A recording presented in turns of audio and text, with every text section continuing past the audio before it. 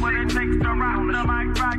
The shoe. Seeking a place where you're free, and I got what it takes to rock the mic right. Still watch what you say out your mouth, cause 50 shots still turn the gun down. I'm Mr. Hood when I'm traveling. Hood when I'm traveling. Hood when I'm traveling. Hood when I'm traveling. Get that when I'm traveling. Six pack wood when I'm traveling. Hood when I'm traveling. Hood when I'm traveling. Hood when I'm traveling. Hood when I'm traveling. Get that when I'm traveling. Six pack wood when I'm traveling. Seeking a place where you're free, and I got what it takes to rock the mic right. Seeking a place where you're free, and I got what it takes to rock the mic right. Seeking a place where you're free, and I got what it takes to rock the mic right. Still watch what you say out your mouth, cause 50 shots still turn the gun out. I'm Mr. Hood when I'm traveling. Hood when I'm traveling. Hood when I'm traveling. Hood when I'm traveling. Get that when I'm traveling. Six pack wood when I'm traveling. Hood when I'm traveling. Hood when I'm traveling. Hood when I'm traveling. Hood when I'm traveling. Get that when I'm traveling. Six pack wood when I'm traveling.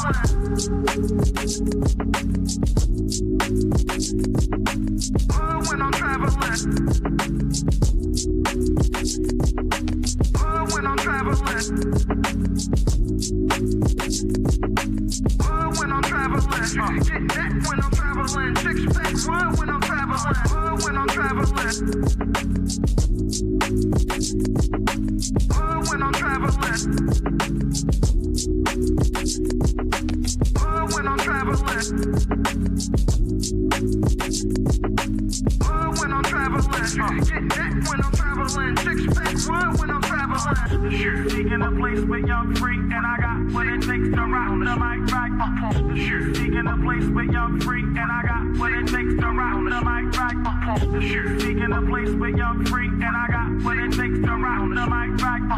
Still watch what you say out your mouth, cause 50 shots still turn the gun out. I'm Mr. Hood when I'm traveling. But Ish, what can't be fleeting? And then you're letting him lead you. It doesn't matter how you feel. Saying he's led by God, but you feel like God is not telling y'all that. Do you still follow him? You said something interesting, Ish. You just said like men don't think the way that women do.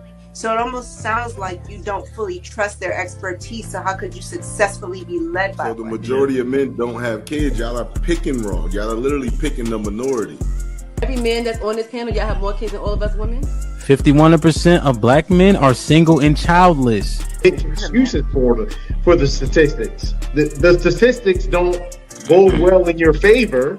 So you say things like, okay, are they shooting blanks? Or they because men, I don't feel like men are overall passive aggressive. The majority of men. Do you think that silence is that passive aggressive? Because we will do that. Yeah, because there's niggas that'll use that as a way to trigger a woman. Like, because a lot of time a woman will tell you, like, when you're silent, it makes me feel like I'm ignored. So a nigga will do that intentionally. Yeah, no, I'm just because I didn't agree with the passive aggressive part until Mary said that. I'm like, okay, I could see men and be like, you know what? I ain't saying nothing else. Will unsubscribing from the Democratic Party help fix Black America? Let's just unsubscribe. No, you got to know why. I don't think so. That's the only thing that get black people together. You know what I'm saying? Like that's shit like that. Shit like that. Shit like that. Wow. Like that. What I think will fix is if black people truly understood politics. Because for a guy, because listen, it's so many different reasons for a man to want to hang out with his friends. Adrian, I'm not gonna let that slide. I heard you. Why do you think that it's older single women who share that opinion? Sometimes that's the case. There has to be balance. Explain what White History Month is. It's honoring the achievements of the greatest ethnic group in human history. Wow. I think all of that shit deserves a put him in the bathroom. Would you rather have a whore of a daughter or a gay son? Let's see here. Bruh. Because if she's a hoe, that ain't my problem. Hell, she just be a hoe. Shit. That's a whore. Definitely. Like, without Is a doubt. going to college a waste of time? Absolutely. I wouldn't think for biology. It's ridiculous. Hey, can I just piggyback on that? Read this for me, Q. Okay, $5 super chat from Omega Green. Depends.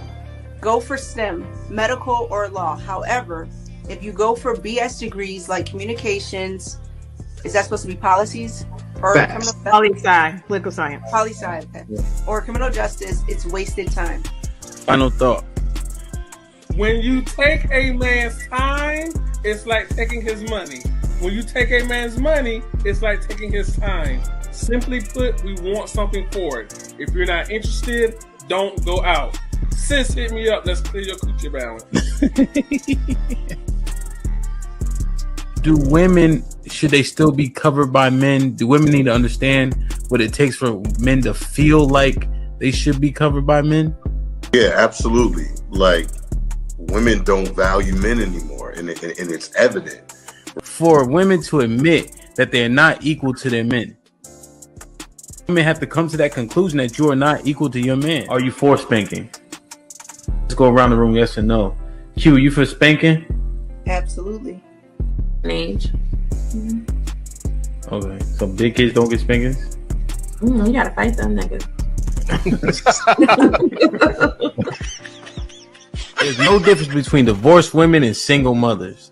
The man will, in both circumstances, suffer comparably with no benefit to himself. The benefits don't outweigh the cost. But it's still better to go with someone who hasn't gone through that. It's still better to not choose them. Have men been getting over on household duties all this time? Listen, but I don't touch a trash bag to save my life. So let me ask you, could you and your wife switch roles in what you do versus what for that person hold y'all back or let y'all go? Physically, can't nobody hold me back. Ain't no such thing as a fair fight. But Ish, what can't be fleeting?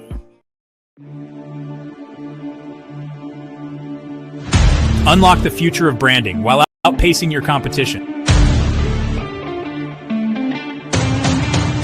Dive into the digital realm, transforming raw footage into video epics. Our editors redefine storytelling. At Prime Your Logos, where pixels become portals. Prime Your Logos. Unleash the unseen. Your brand amplified. Visit us at Prime Your Logos on Instagram. Or call 704-792-6345. That's 704-792-6345. Prime your brand. Prime Your Logos, where artistry transcends reality.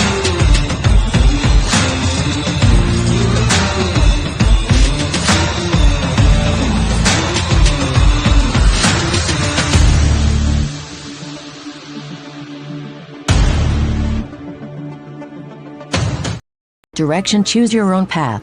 Don't just wear anything. Wear garments that mean something. We got hats. We got sweatshirts. We got jackets.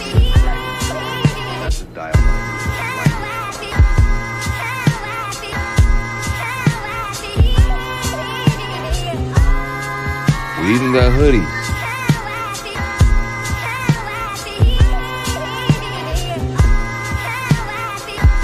Let's not forget our classic tees. Direction, choose your own path.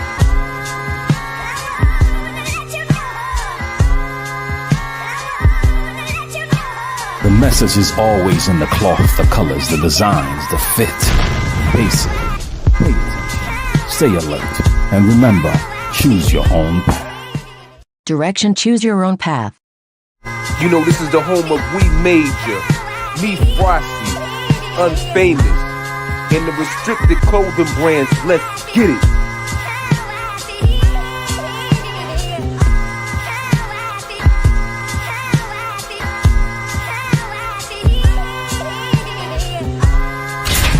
The message is always in the cloth, the colors, the designs, the fit. Basically, pay attention, stay alert, and remember, choose your own path.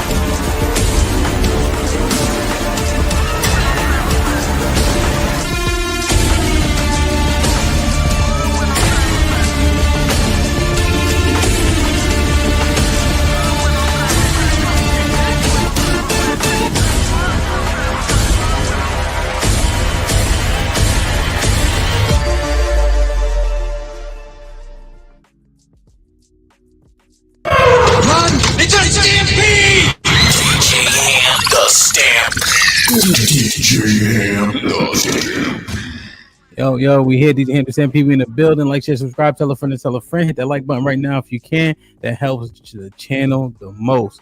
The H fucking Q. Fellas, what's popping? Wow. Yo, what up? What up? What's going on, man? What's goody? It's cold down there? That's a nigga. It's been cold down here for like a month. Really? Yeah. Yeah. Florida cold. I mean, you know. Yeah. Was that like 50? Yeah, 50, nigga. 50 cold. It's like 67. It might be like 70 right now. Man, What's it up? I just came from DC. It was like 30. It was snowing? Nah. If it's at 30, they don't just snow automatically. I told y'all, first time I seen real snow, I was in Maryland, nigga. And Maryland don't even be prepared that well for real. Cause it don't snow enough to get all the trucks and stuff like that. Aaron, what's goody? What's going on? Woke up to 12 degrees this morning. It's currently 22, and we do have snow on the ground. Damn. Ignis said it's 1 degree in New York City right now. Yeah. It was 3 yesterday. Yesterday was Sunday. Yeah, it was 3 yesterday. Mm-hmm. I remember we was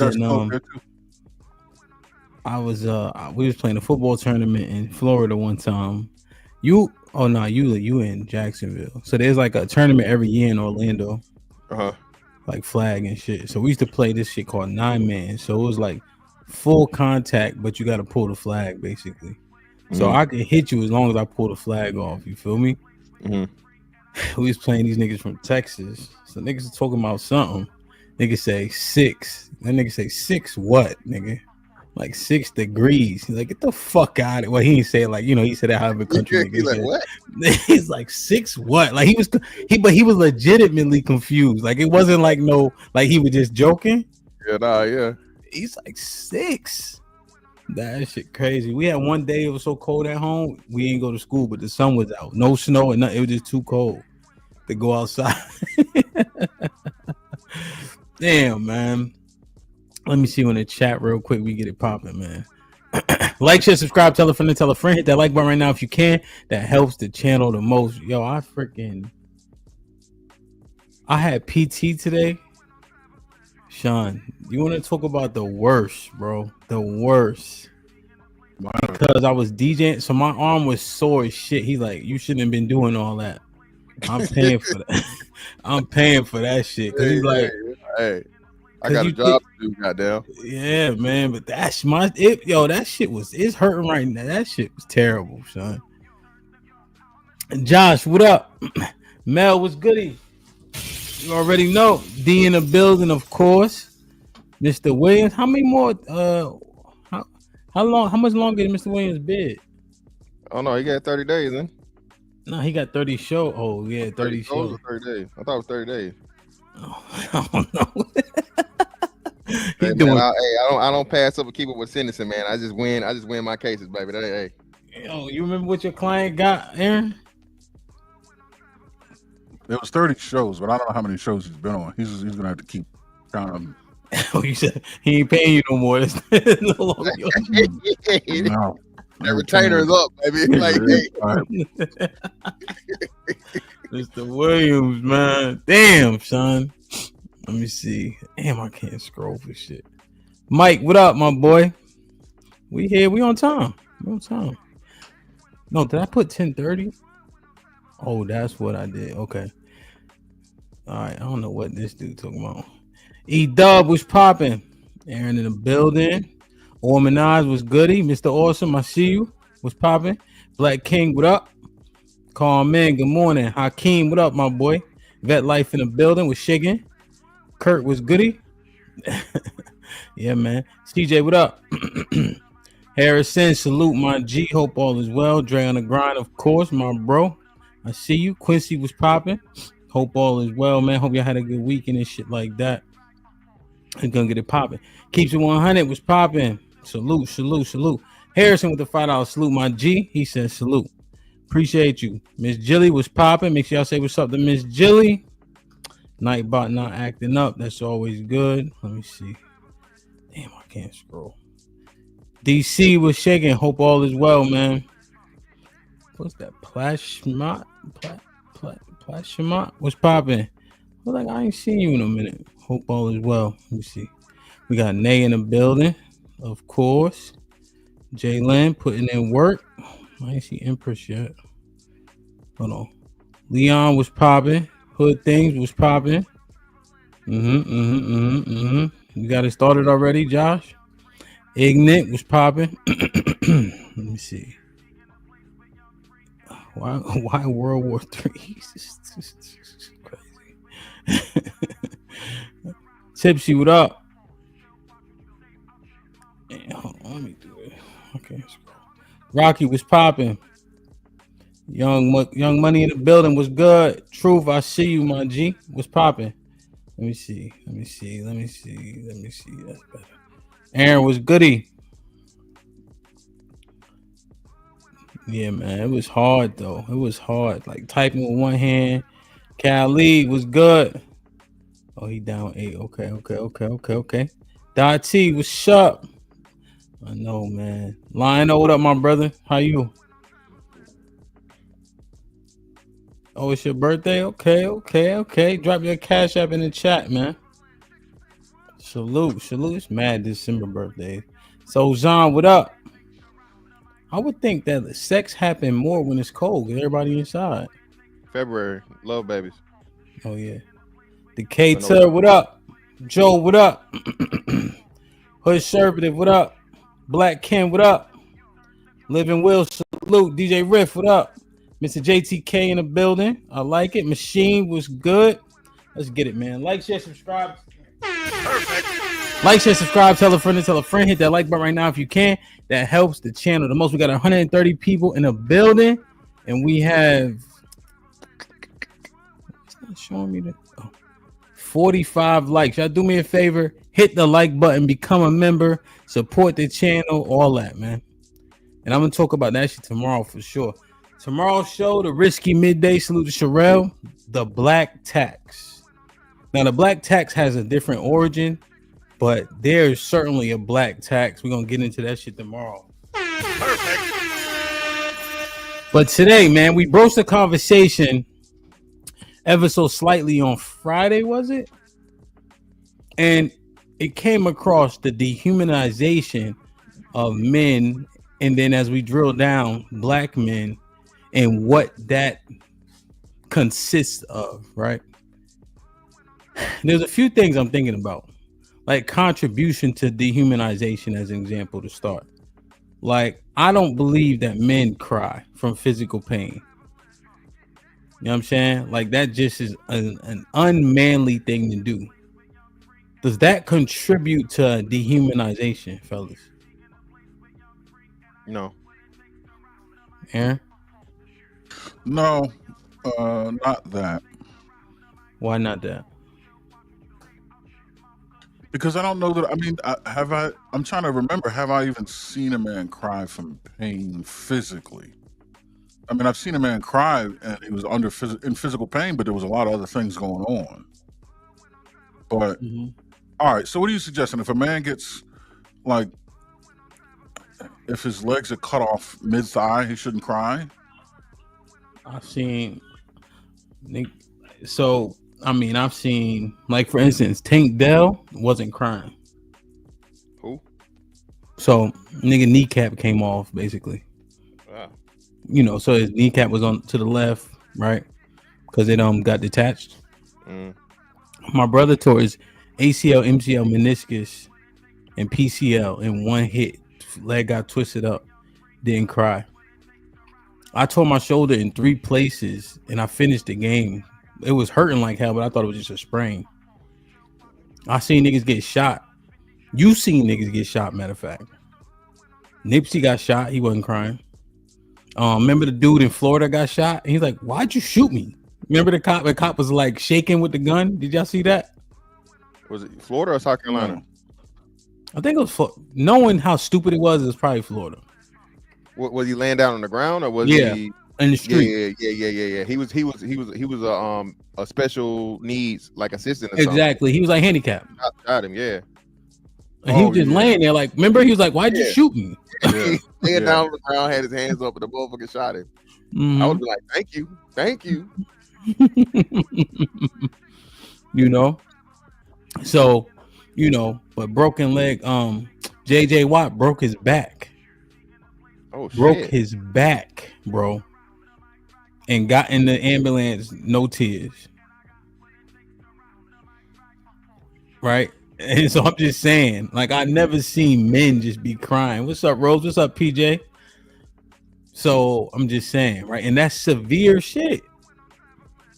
Yeah, but I'm with Aaron though. I don't think that contributes to the stigma of the dehumanization because that's something that's just like expected. That doesn't dehumanize men or take away from it. I think it's more of the external factors and other people's expectation outside of just the physical pain aspect than the physical pain. When you say that, I think about it, bro. I haven't cried as a grown man from pain. Like I said, I done broke a bunch of shit, bro. And like I said, the most pain I ever been in was, bro, and I wouldn't wish this shit on my worst enemy, bro. Bro, you slip a disc in your back, nigga, that you herniate a fucking disc for the first time, shit that's crazy. When you truly know pain. I have a herniated disc L5S1, and the surrounding disc are either bulging or protruding. Yeah, that's and you know, hey, shout out to Aaron, bro. I don't think people understand Like when oh man, you just bullshit. No, bro, you literally being able to just be at a pain of 7 or 8, and you know what I'm saying, it's times 9 or 10, and that's what you're accustomed to. And they ask you this shit in the military all the times. What's your pain scale? About an 8. 8, you'd be crying in tears, motherfucker. No, the hell it don't, bitch. This been years. Don't tell me about me, goddamn it. Don't give me no lame ass Motrin either, motherfucker. That Motrin don't work. Nah, Motrin don't work. So what? Hold on, nigga. I didn't cry for no physical pain. That's for damn sure. That's not me. I mean, I only wear that jacket. I don't really like even emotion. I don't even go too far. Like when people die and shit. I could see screaming from pain. I mean, I've seen men express. I've expressed from pain, verbally, but I don't know that tears is. You know what I mean? Like I've almost tried to bite my own tongue off, and I'm, squeezing, grabbing shit, and screaming, and what the, you know what I mean? Yelling obscenities, crying, something else.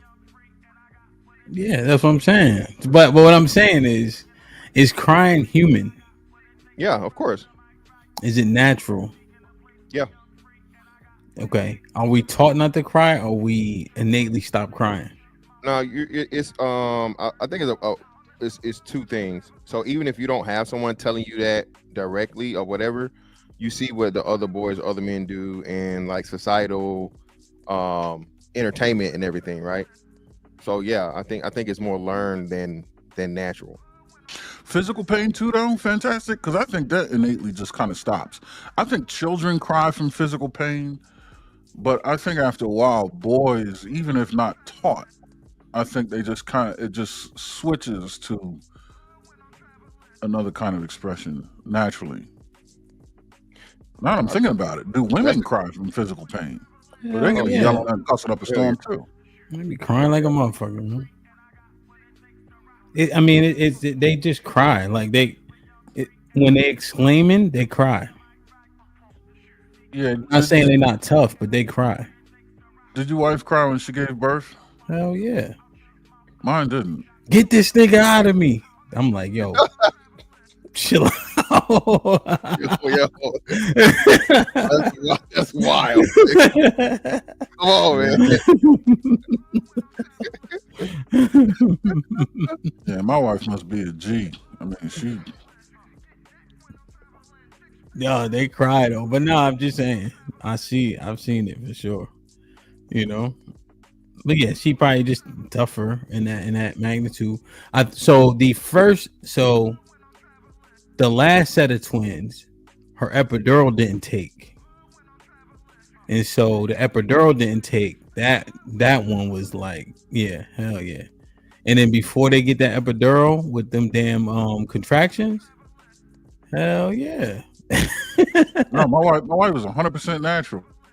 Damn. Yeah, that's toughness. That's toughness for sure. We got in the car at 10 p.m.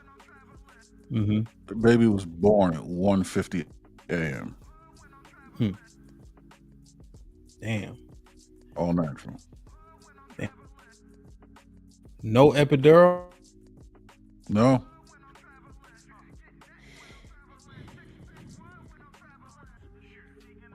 What are you saying, superhero? Hell yeah, that's tough as nails. For sure. God damn.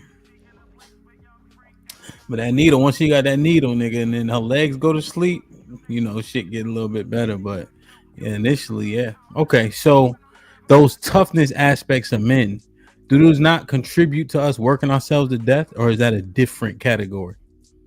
No, I think that's definitely part of it. So I think that comes from, again, learned expectations, the toughness aspect, and that's more attributed to other men than anybody else. You don't want to be the soft nigga, the weak nigga, or the useless person in the group. You don't want to be that guy. So I attribute that to that what I would say innate level of competition that I think you could say is natural due to his testosterone. You feel me? Yeah. But yeah, I think it's more so of like you don't want to be like a sorry ass man amongst men. Okay.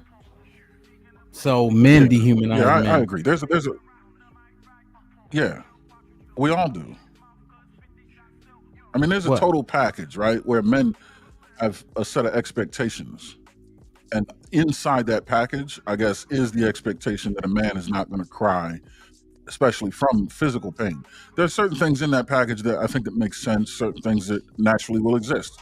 But there are many other things that are clear, stigmas and dehumanization techniques and stuff like that. But yeah, overall, there is a standard or an expectation that men are required to live by, and a lot of it is unfair, unnecessary, and inhuman. You know, what is the derivative of said expectation? Men, chivalry amongst men first. Productive men, capable men. I mean, you could narrow it down to men, as you said, men. Men what?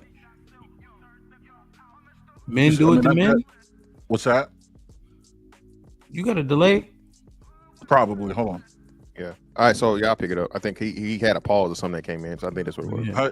So nah. So put up 2 fingers and I'll count them out. Count to 3. I'll count them out. 1, 2, 3. Oh. 2. 1, 2, 3. Do it one more time. 1, 2, 3. Yeah, you behind. You behind like 4 seconds. Oh. 4 seconds? Yeah. One more time. Listen, watch. You see me, watch. Yeah. 1, 2, 3. He like 3 or 4 seconds. Yeah, like a couple seconds. Okay. That's the thing. Okay. Miss Bell is popping. I'm gonna restart the connection. All right, bet. So yeah, I'll pick it up. So I would say it's not dehumanization for men. Expectation doesn't necessarily equal dehumanization. You feel me? It's just a standard. So we set a standard for men inside of the social norms, and you just abide by that as a man. We don't find it dehumanizing, because at the same time, a lot of the times, like you said, your only solace can be another man, because he understands. You know what I'm saying? You don't what I'm gonna complain for? Ain't nobody gonna listen. You feel me? That's the little shit we say to each other. But if your man say that, you know, hey, so you good or whatever, you know what I mean? You know, just to see, you know, give the extend the olive branch to give him the opportunity, because we know as a man you're expected not to complain.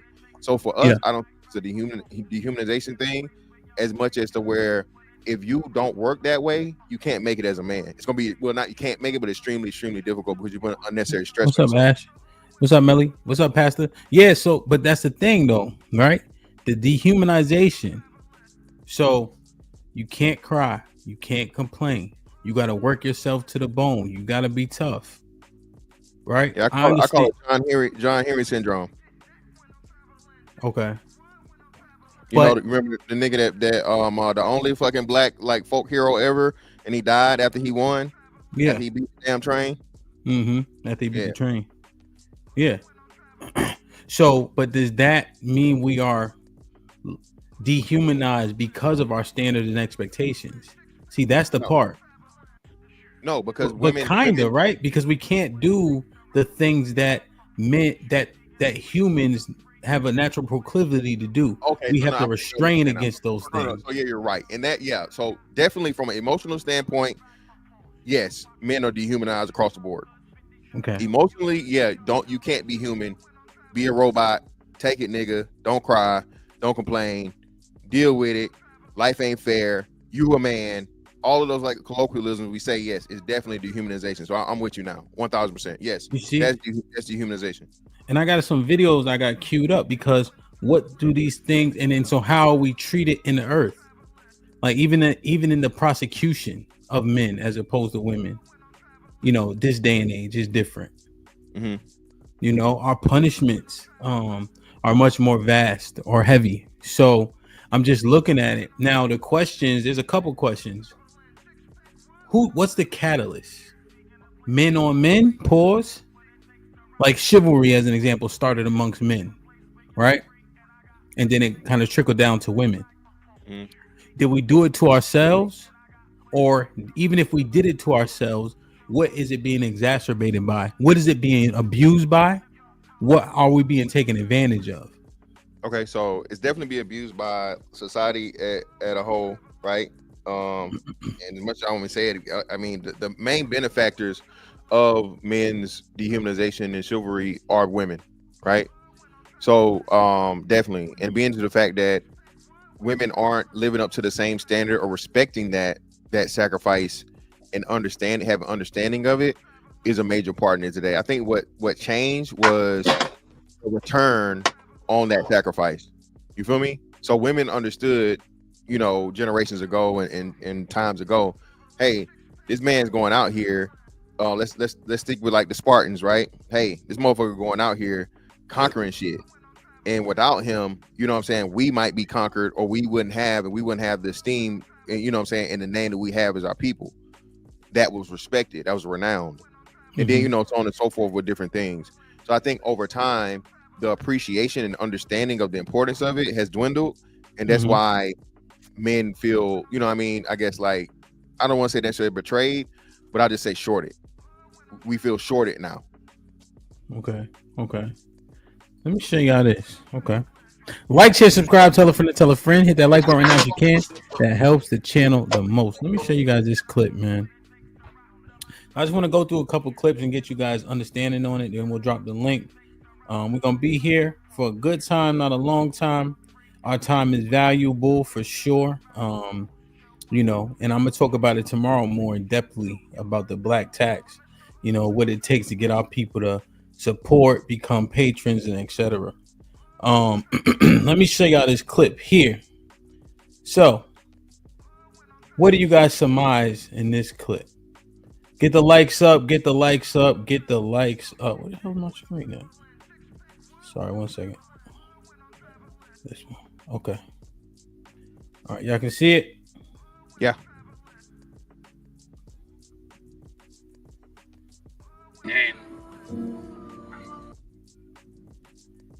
Came out to check on you. Huh? What are you doing? That's the first thing I peeped, right? She said, I came out to check on you. He said, huh? It's almost like he's surprised he getting checked on, right? Now it could just be me reading into that, but I find myself having a similar reaction to stuff. I'm accustomed to saying I'm fine. Always. I'm trying to put this sling on today. I was trying to take a shower, and my wife's like, she come in there like, you need help? You good? I'm like, well, you see, I'm looking crazy trying to get under my armpit, right? You know what I'm saying? But you asked me that, yeah, I'm gonna get it done eventually. You know what I'm saying? So I'm gonna be like, I'm good, but I'm not good. You just not. Yeah. But you asking me an obvious question. I'm almost thinking you asking as a what's it called? Formality. You know what I'm saying? That's how I look at shit. Yeah, so she don't walk by and be like, hey, fuck that nigga type shit. Yeah. It's just because you want to go do something else, but you see a nigga looking crazy, so you straight? When the truth is, when they if she's struggling, I just go open the jar. You know what I mean? It ain't no, and if I may ask you good, but I'm already in the process of going over there to help. You know what I mean? Yeah. If that makes sense. All right, so let's keep going. But you were working. I'm looking at this. What is it? It's wire. It's a spool of wire. And I'm almost out of it. Can you see the spool of wire? Mm-hmm. I'm almost out of it. Okay. And I've had this spool of wire for 40 years. I bought it like this it's not a piece of a long time ago, but it's 40 years of my life. It's in the wire that's gone. Does that make sense? This is what's left. I'm sorry to hear that, and it's sad for you, but you're wearing your Jets hat, and I'm a little concerned right now that you're wearing your Jets hat. I thought that's why you were crying. Okay, I'm done. my guy just says one of the most. So I want to let white boy here talk because he sums it up well, but that shit was real, right? That was real, son. He was much more What is this wire? I don't know. He does whatever work he does. Yeah, some type of work. I don't know if it's copper or steel or whatever. It's copper, something he uses, whatever his hobby or you know what I'm saying. It looks like to be something he enjoys doing. Yeah, and he could be an electrician. Who knows what he right? Like my father in concrete, they use a lot of wire. Yeah, my battery died. Okay, but my father, they use a lot of wire in like concrete for like the hell are these things? So basically, to frame the wall or the floor or whatever it is, they tie them together, huh? Rebar. They use a lot of rebar, but just that wire that he had, it. I forget what the hell they call. We used to have to move them all over the place, but they just tie them together and then they hold and they put the concrete in them.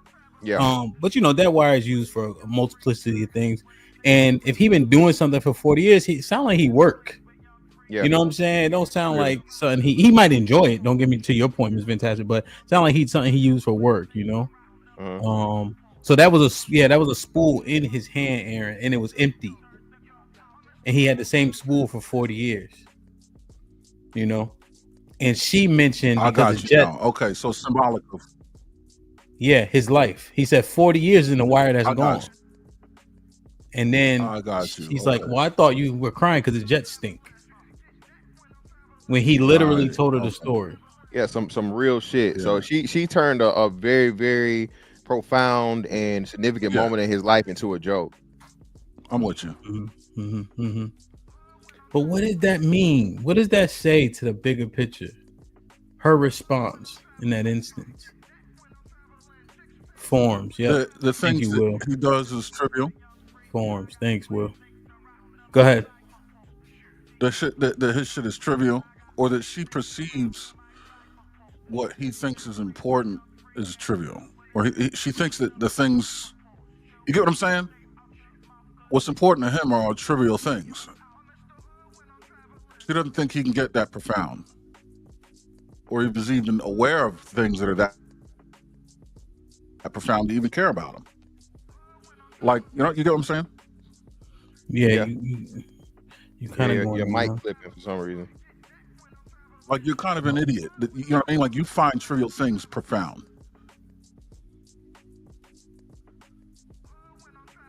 Hold on. Yeah, I mean, so in terms of the dehumanization, how does that contribute? Her response? Her response? Well, definitely. It shows that even men, and I think it actually plays a part into what we're saying. People don't even recognize or respect or appreciate a man in his moment of vulnerability, right? So men are very, very seldom vulnerable. But you know, when you do open up or so on and so forth, people don't recognize it because we don't emote like women do. So because you aren't crying and you're not this and you're not that and you're not doing all these great things, you know what I'm saying? Men do display stoicism, you know, even in the toughest of moments. I'll never forget, man, one of the most painful things I seen, dog, was a family member of mine. He lost his kid, like young kid. And bro, he had to hold it together for the family and everything and so on and so forth. And, you know, in the middle of the funeral, bro, he finally let it all go. He finally let it go, bro. He screamed and, you know, he cried his tears. But, you know, imagine how long he had been holding that in since, you know, and like you said, I don't think people understand how tough it is, how hard it is for a man to, especially publicly or you know, let yourself be vulnerable to somebody.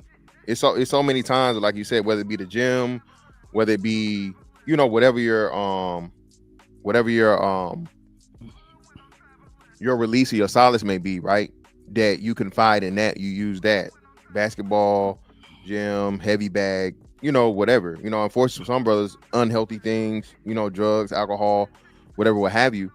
But yeah, man, people really do not understand. That's why I say men understand women a whole lot better than women understand men. You feel me? And Yeah. and like I said, I think that's a big part of it. Damn. So now here, let me play devil's advocate. The clip we saw. If he never emotes, if he never expresses, when she goes out there, how is she to discern a thing she's never seen often or experienced often? By knowing him. Yeah. Well, yeah. Just basic human decency.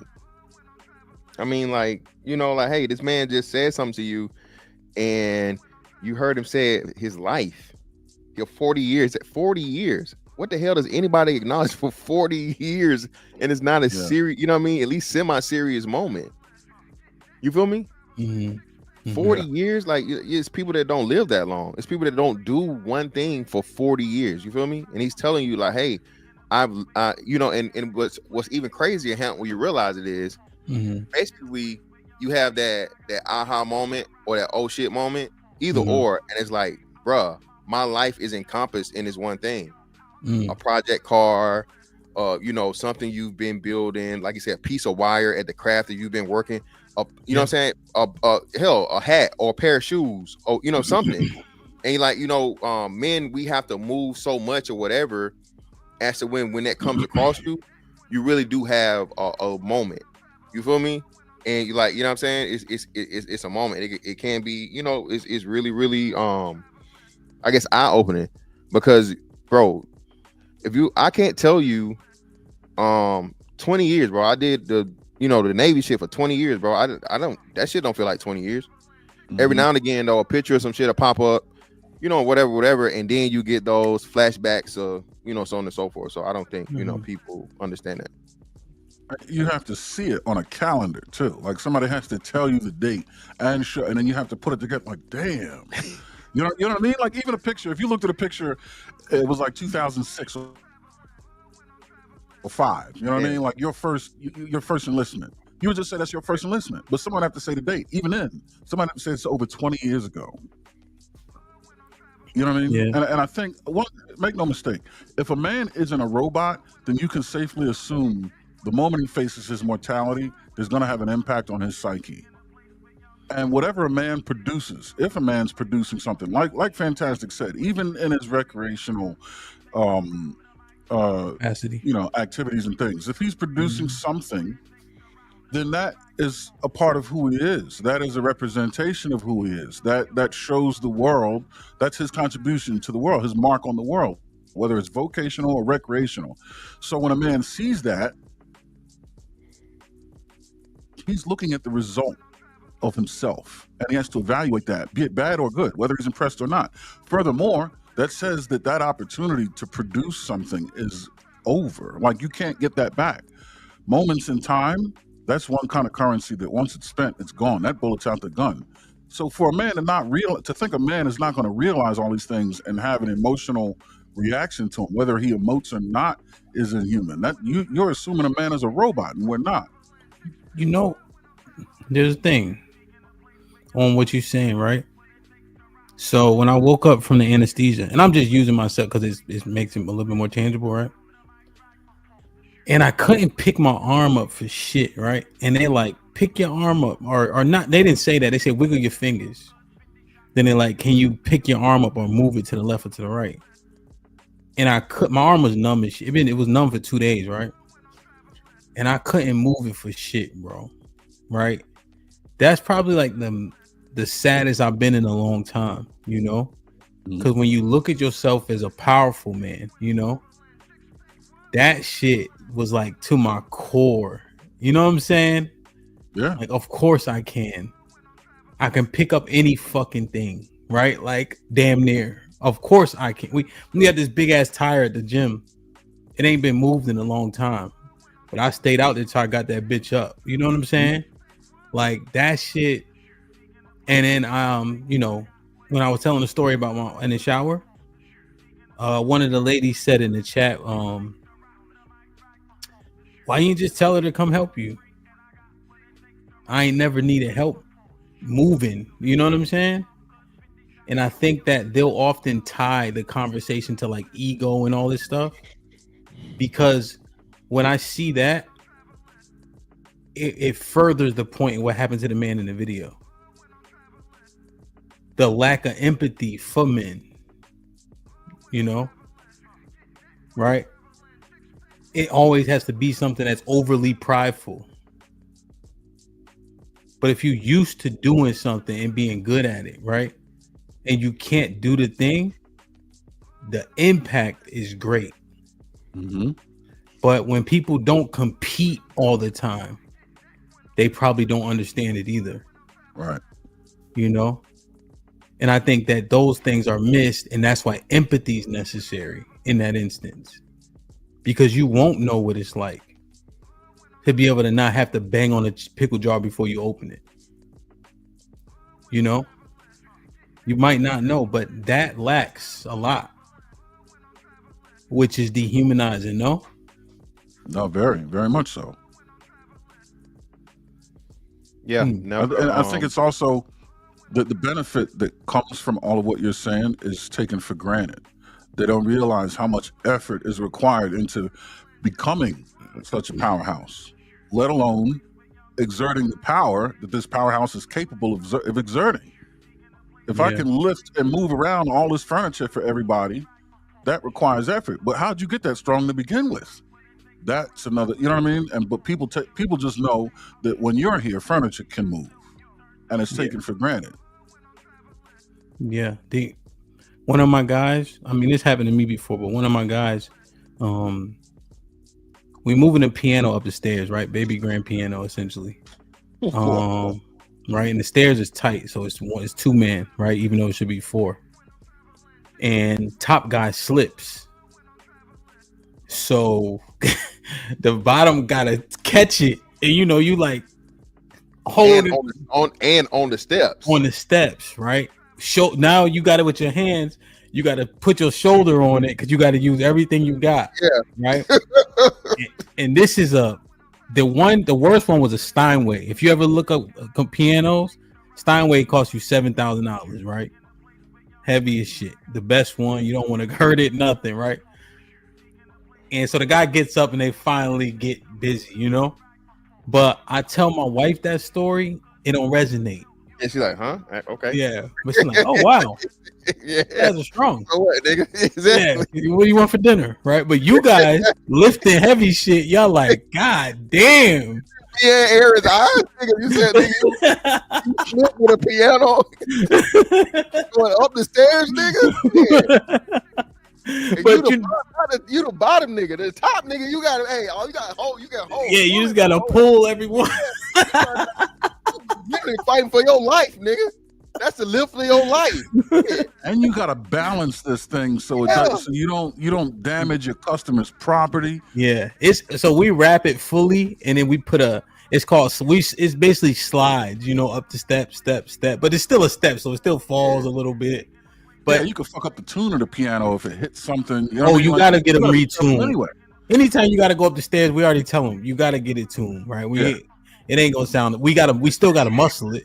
You know? Right. But she's like, oh well, wow. You want chicken wings?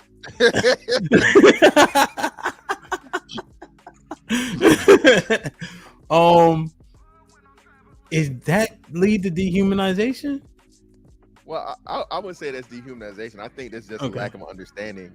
Again, man, women don't understand like what part of being a man is, bro.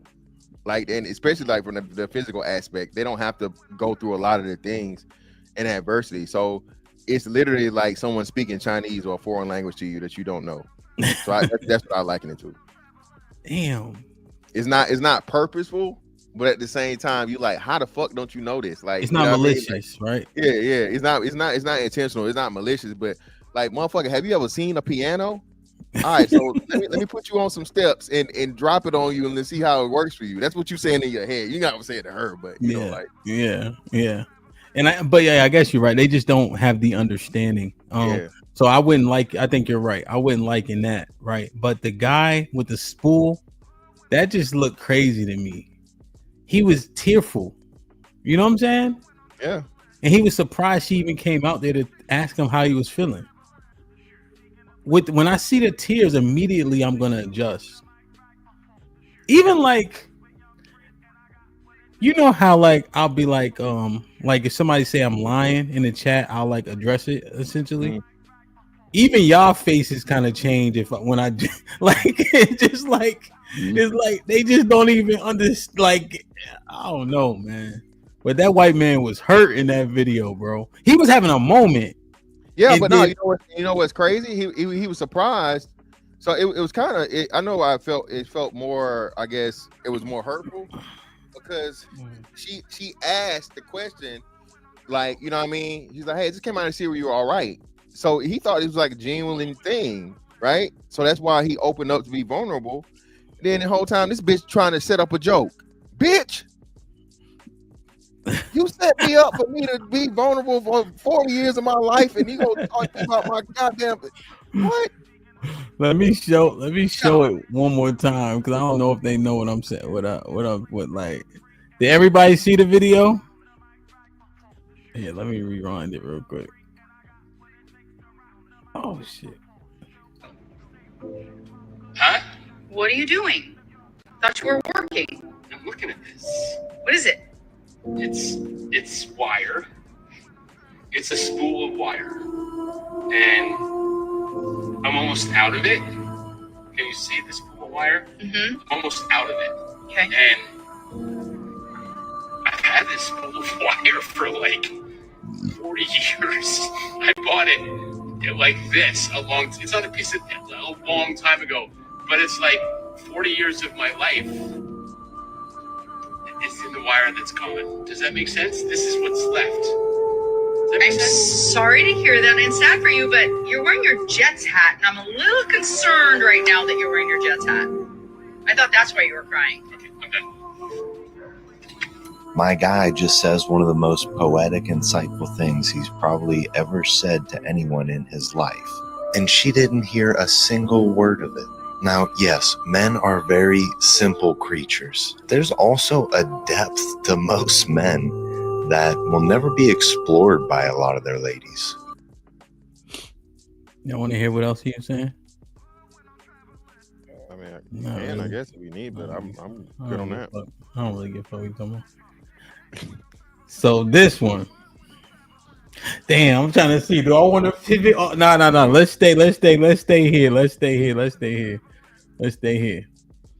Does this one contribute?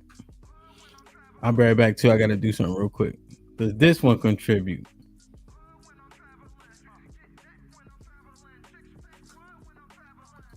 Ladies, a new store has opened up in New York City. Oh, I know this. And it is the husband store. And if you want a husband, you can go there and shop for one. Now, there are some guidelines to shopping at this store. There are 6 floors in the store. Mm-hmm. Once you visit a floor and leave that floor and go to the next floor, you can't go back down. So there's none of this like looking at all the merchandise and then deciding what you want. So a woman went to the husband store, and on the first floor, the sign read, "These men have jobs." She thought, wow, a man with a job. That would be really good. She thought about it, but she thought, well, I have to see what's on the second floor. So she went to the second floor. These men have jobs and they love kids. She thought, wow, this is getting sweeter by the minute. But she had to see what was on the third floor. These men have jobs, love kids, and are extremely good looking. Well, I don't know, maybe I just better find somebody on this floor because that sounds good. But still, she felt compelled to keep looking. She went to the fourth floor where the sign read, "These men have jobs, love kids, and are drop dead good looking, and they help with the housework." Come on, ladies, now. I mean, I tell you, I've been married to my guy 50 years. 50. And he does dishes. He does laundry.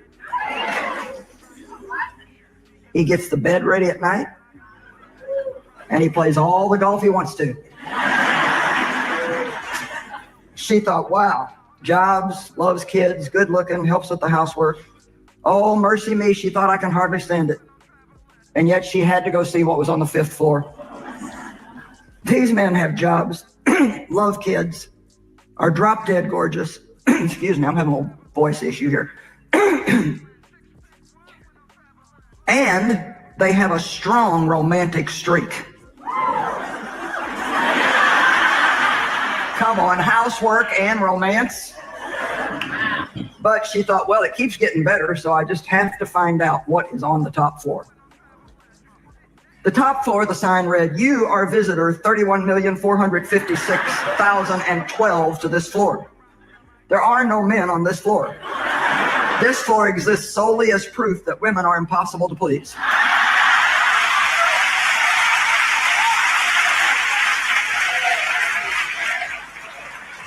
However, to avoid gender bias, the owner thought he best put a new wives store across the street. So once again, there were 6 floors and same rules. You can only visit one floor one time. Floor number 1, man went in. This floor has wives that love sex.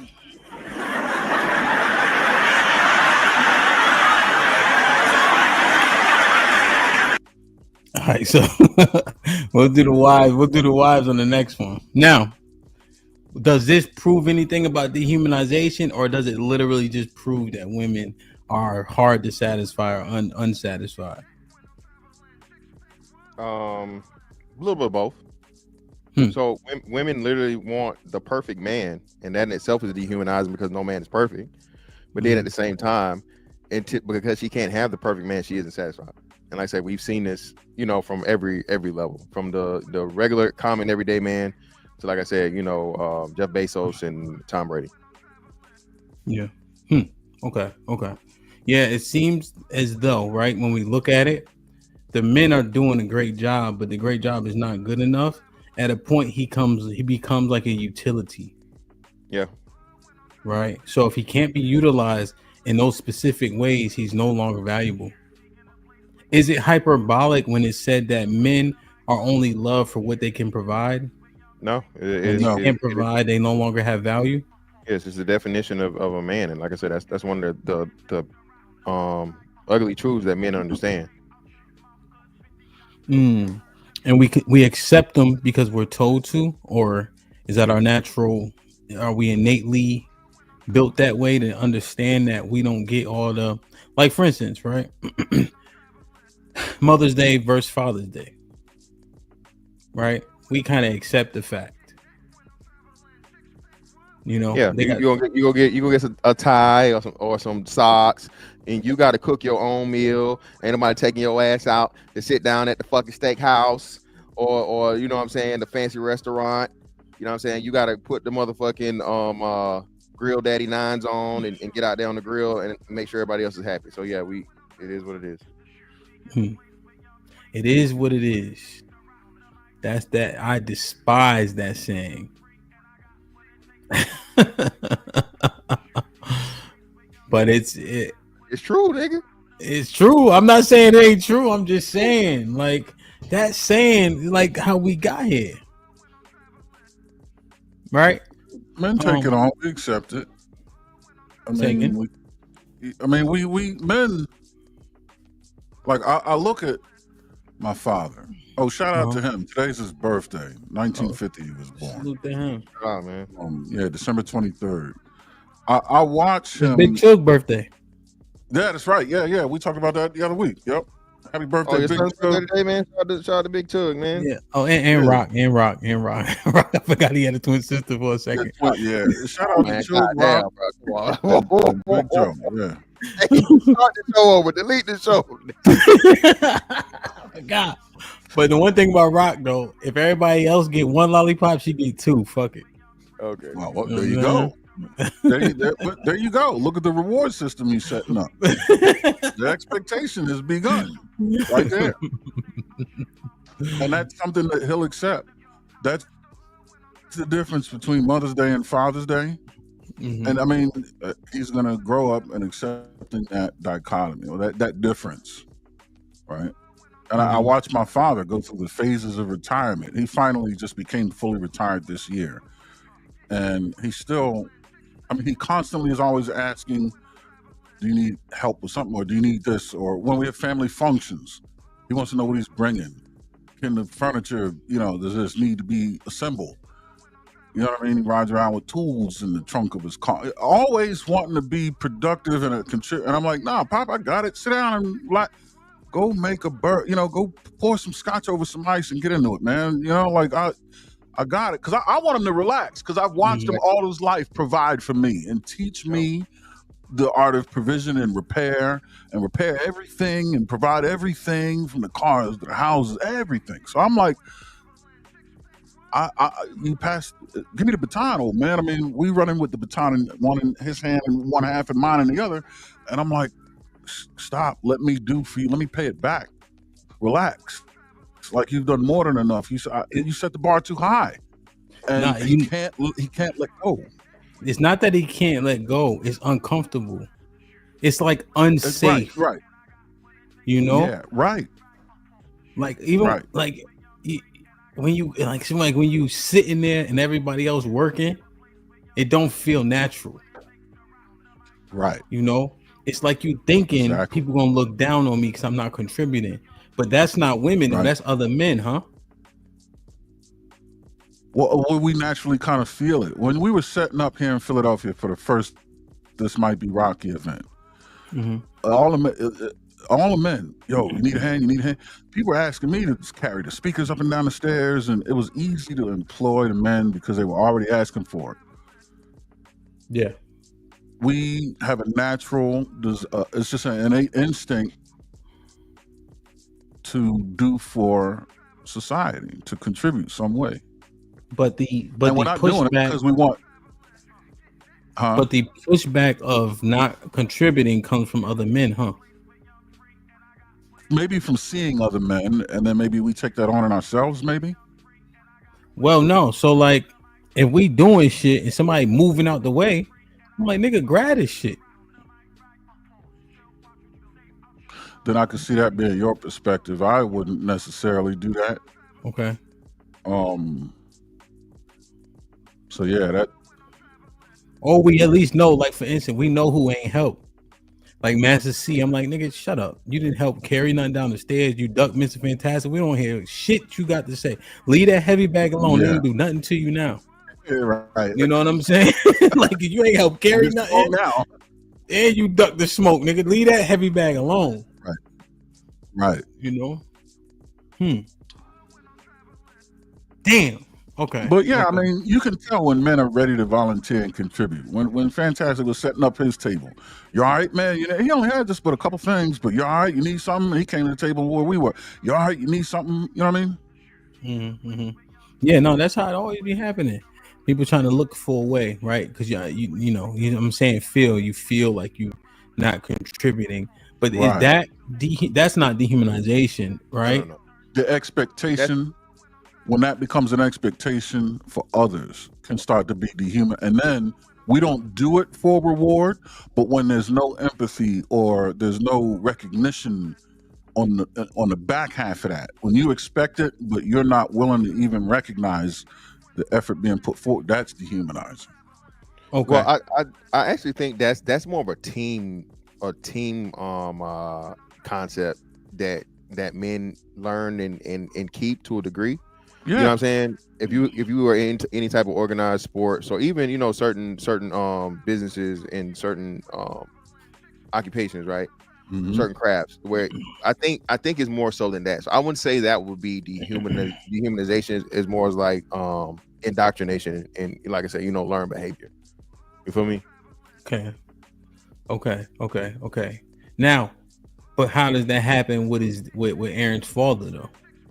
So that part of it, now that's the duty. So the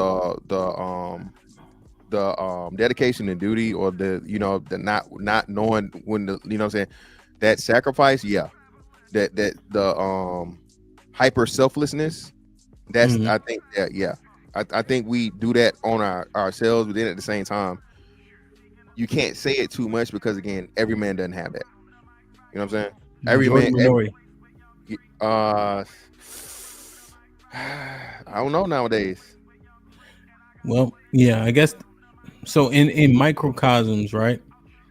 The military, even though that's how many men in the military? 300,000? Is it 400,000? 300,000? Total is like you got like 1 million of all the armed forces. Like, but it's like 3% of the population, something like that. That's yeah. Sorry, yeah, you framed it better. Yeah. But those men seem to be selfless. Yeah, I mean, taking that job. Yeah, most you for that job, but yeah, so then like it's 3% of the population. Yeah. So now now we remember we're in the kids are working less at younger ages and so on and so forth. I think we have some of the highest unemployment, you know what I'm saying, joblessness of all time. And this is the easiest work you can never have. Yeah. Compared to even for us, 15, 20 years ago. You feel me? Okay. So okay. that's why I would, It's so almost, as long as our generation as long as we outnumber the youngins, I guess, you feel me? But more of them take over, no, the less that's going to be the case. Okay. Damn. So that leaves a gap then. Yeah. That leaves a gap. Damn. Okay. All right, let's take a look at this one. God, I hate Instagram with this mute. Is the level to which their humanity against black men. Salute to my brother Will, sent me this morning once he saw the show. So I appreciate that, Will. Briscoe. Specifically, is the level to which their humanity and their hearts have been devalued, diminished, and dehumanized, and that they have become doing machines. The greatest value a black man has, in many instances, is what he can do for somebody. Right. And how he can do it and how much he can do it and how much he earns doing it. I mean, I hear it and see it among young people in the relationships, oh, you're going to get my nails done and you're going to do this and you're going to do that. Right. They've been demeaned and devalued and dehearted to the point where they value themselves based on what they can do. Fix it, get it, make it happen. And no place have I seen in our world does anybody tell black men how to be with themselves, how to be true to themselves, how to be with their feelings, how to be with their heart. It's criminal.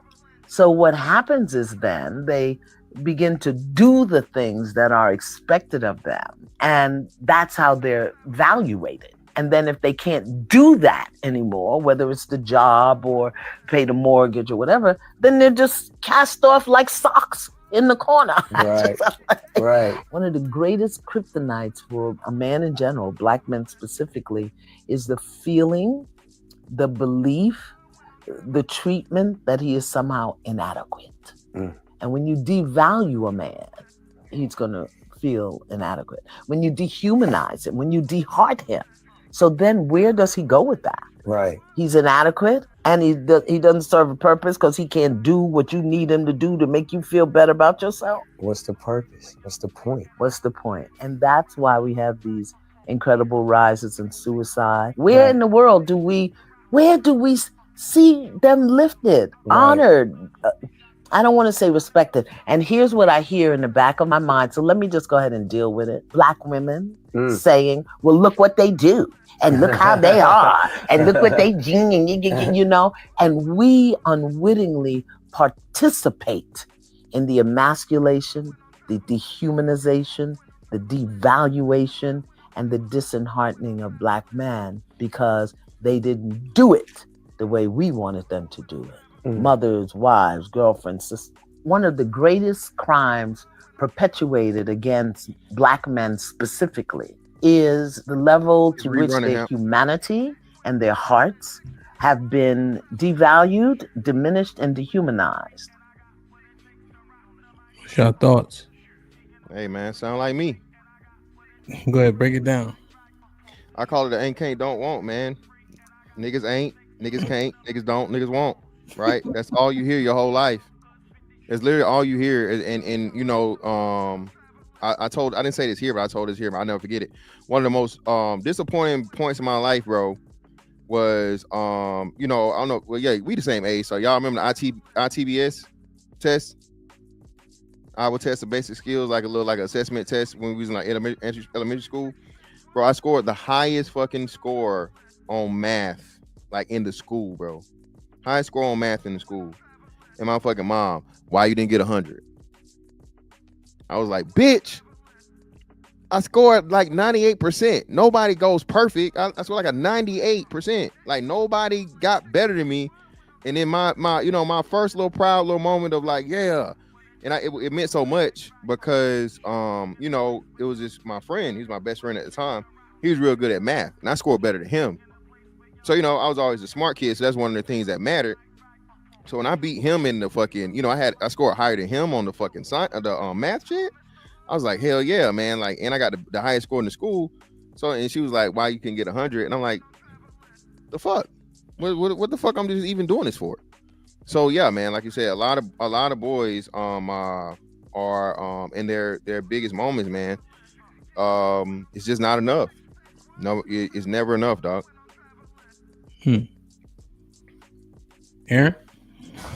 Yeah, I absolutely can see that happening all over the place. And another thing I think happens is even things that we enjoy doing or things that we're good at, then it's perceived that we enjoy doing them. So when we do them and we do them well, the perception is we're just having fun. It's playtime. Where in reality, it's like, no.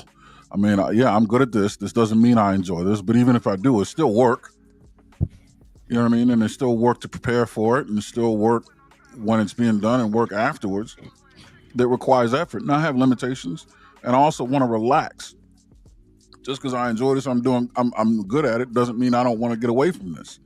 But the expectation is that I do it ad infinitum at a high level to satisfy anybody who benefits from it. And they think that there's no fuel tank to run out of gas. And you just become insatiable to the provision of whatever that is you're doing. You know what I mean? It's like, no, I do want to relax from this. Or just because I'm good at it doesn't mean I like it. Yeah. Like I deserve respite too. Yeah. Damn, what the fuck is I about to say? So that experience happened more like for sports, I guess you would say, with my dad though. So like assisted tackles meant nothing. If I made a tackle and they got 4 yards or better, that tackle don't mean shit. You know? You got to get stops at the line of scrimmage or behind the line of scrimmage. You got to be in that hole, pause, before he get there, pause. Right? On a sweep, he should not turn that corner before you take that angle and get there. You know? Drops, fumbles, none of that shit was acceptable. You know? There was a year I had 2 fumbles, I think. Maybe one fumble. And I probably had 200 carries at least. And them 2 fumbles felt like a million fumbles. But that came from my father. The elevated expectation, right? Now, I think the ideology is if I ask you to be perfect, you'll be great. If I ask you to be great, you'll be good. If I ask you to be good, you'll be average, right? For all intents and purposes. If I ask you to average, you'll be bad. You know? And so I understand that. But there was so much emphasis on 8 tackles wasn't enough for one game. But that was from my dad, though. So now you're like a machine and you got to get to these goals, right? Which are almost, not to say unachievable, but it was tough. What does that do to a boy? Yeah, it absolutely hardens them and it absolutely fortifies what we're saying all along. And a lot of this is what men do to themselves. You know what I mean? We accept and take on these roles, responsibilities, and missions because of stuff like that. And I always say that, you know, a good man, a father is a good man and a good father if his son looks up to him, right? Like I always knew Superman was artificial. Most boys, you know, their favorite superhero, Superman or Batman. My favorite superhero just turned 75 today. You know what I mean? And I told you about the arm wrestling competition. Last time we arm wrestled, he beat me. But I could tell if we arm wrestle tomorrow, right? The tides would turn, and I never ever challenged him to another arm wrestling competition again. Because I can't live knowing that I beat my dad in an arm wrestling contest. So when I say to this day, he's beaten me, even with my accolades in the weight room, he's the strongest man in the world to me. He's the only one that can beat me in an arm wrestling contest today. Yeah. We look up to our fathers that way so that when they pass down that expectation on us, we inherit it. And we perform at that level. And then we become that man for our boys. You're doing it to Chuck. Yeah. But I mean, great men make great men, right? Like a man that suffers is a man that is strong. So that to a degree, it's necessary. But what we're asking for is acknowledgement, recognition, empathy, and the occasional respite and rest from the damn job. We're not looking for a reward or accolade or trophy. We're just looking for thank you or damn. That shit looks harder than I could ever fathom. Instead of more. Damn, you slowing down, old man? You ain't doing it like you used to. Or what you crying about? I thought you was crying about the Jets. No, motherfucker. Yeah. I've been crying for 40 years. I've been soldering inch by inch off of this damn roll of wire, and the end is near. I have to face my mortality, where for 40 years I did a thing better than anybody else could. And that's coming to an end, and I got to face that, and you worried about the New York Jets. Superheroes make superheroes, and we're all trying to be superheroes. No one ever says a superhero dies. Like, share, subscribe, tell a friend. Hit that like button right now if you can. That helps the channel the most. J. Ali, salute. I can't reach the keyboard. I'm sorry. Appreciate you, man, for gifting a one. This might be Brisky membership. Whoever got blessed with it, please maintain it. Nobility, what's popping with the $5? They pulled my wisdom teeth in boot camp. They gave me 24 hours and some Motrin.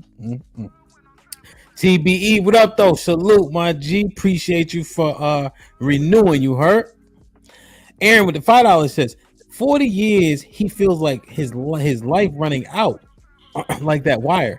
And she made it worse by mentioning how bad his team is. Your biggest hater is your woman. Jesus Christ. Hakeem with the $5 says, him. I know you don't like to say it, but it is what it is. Mindset is the reason men survive this long on the earth. And of course, God. Okay. Reaper with the $5 says, salute Hamp in the panel. What's popping? Please check the clip I sent to your email from Joe Budden to see why men shouldn't share their vulnerabilities to most women. I'm going to check it. Black King, salute my G. Appreciate you. My brother Black King in the building with the 20 ball says, happy life anniversary to the babies and to Aaron's father as well, man. The 23rd is a good day for sure. Appreciate you for the first 20 ball of the day.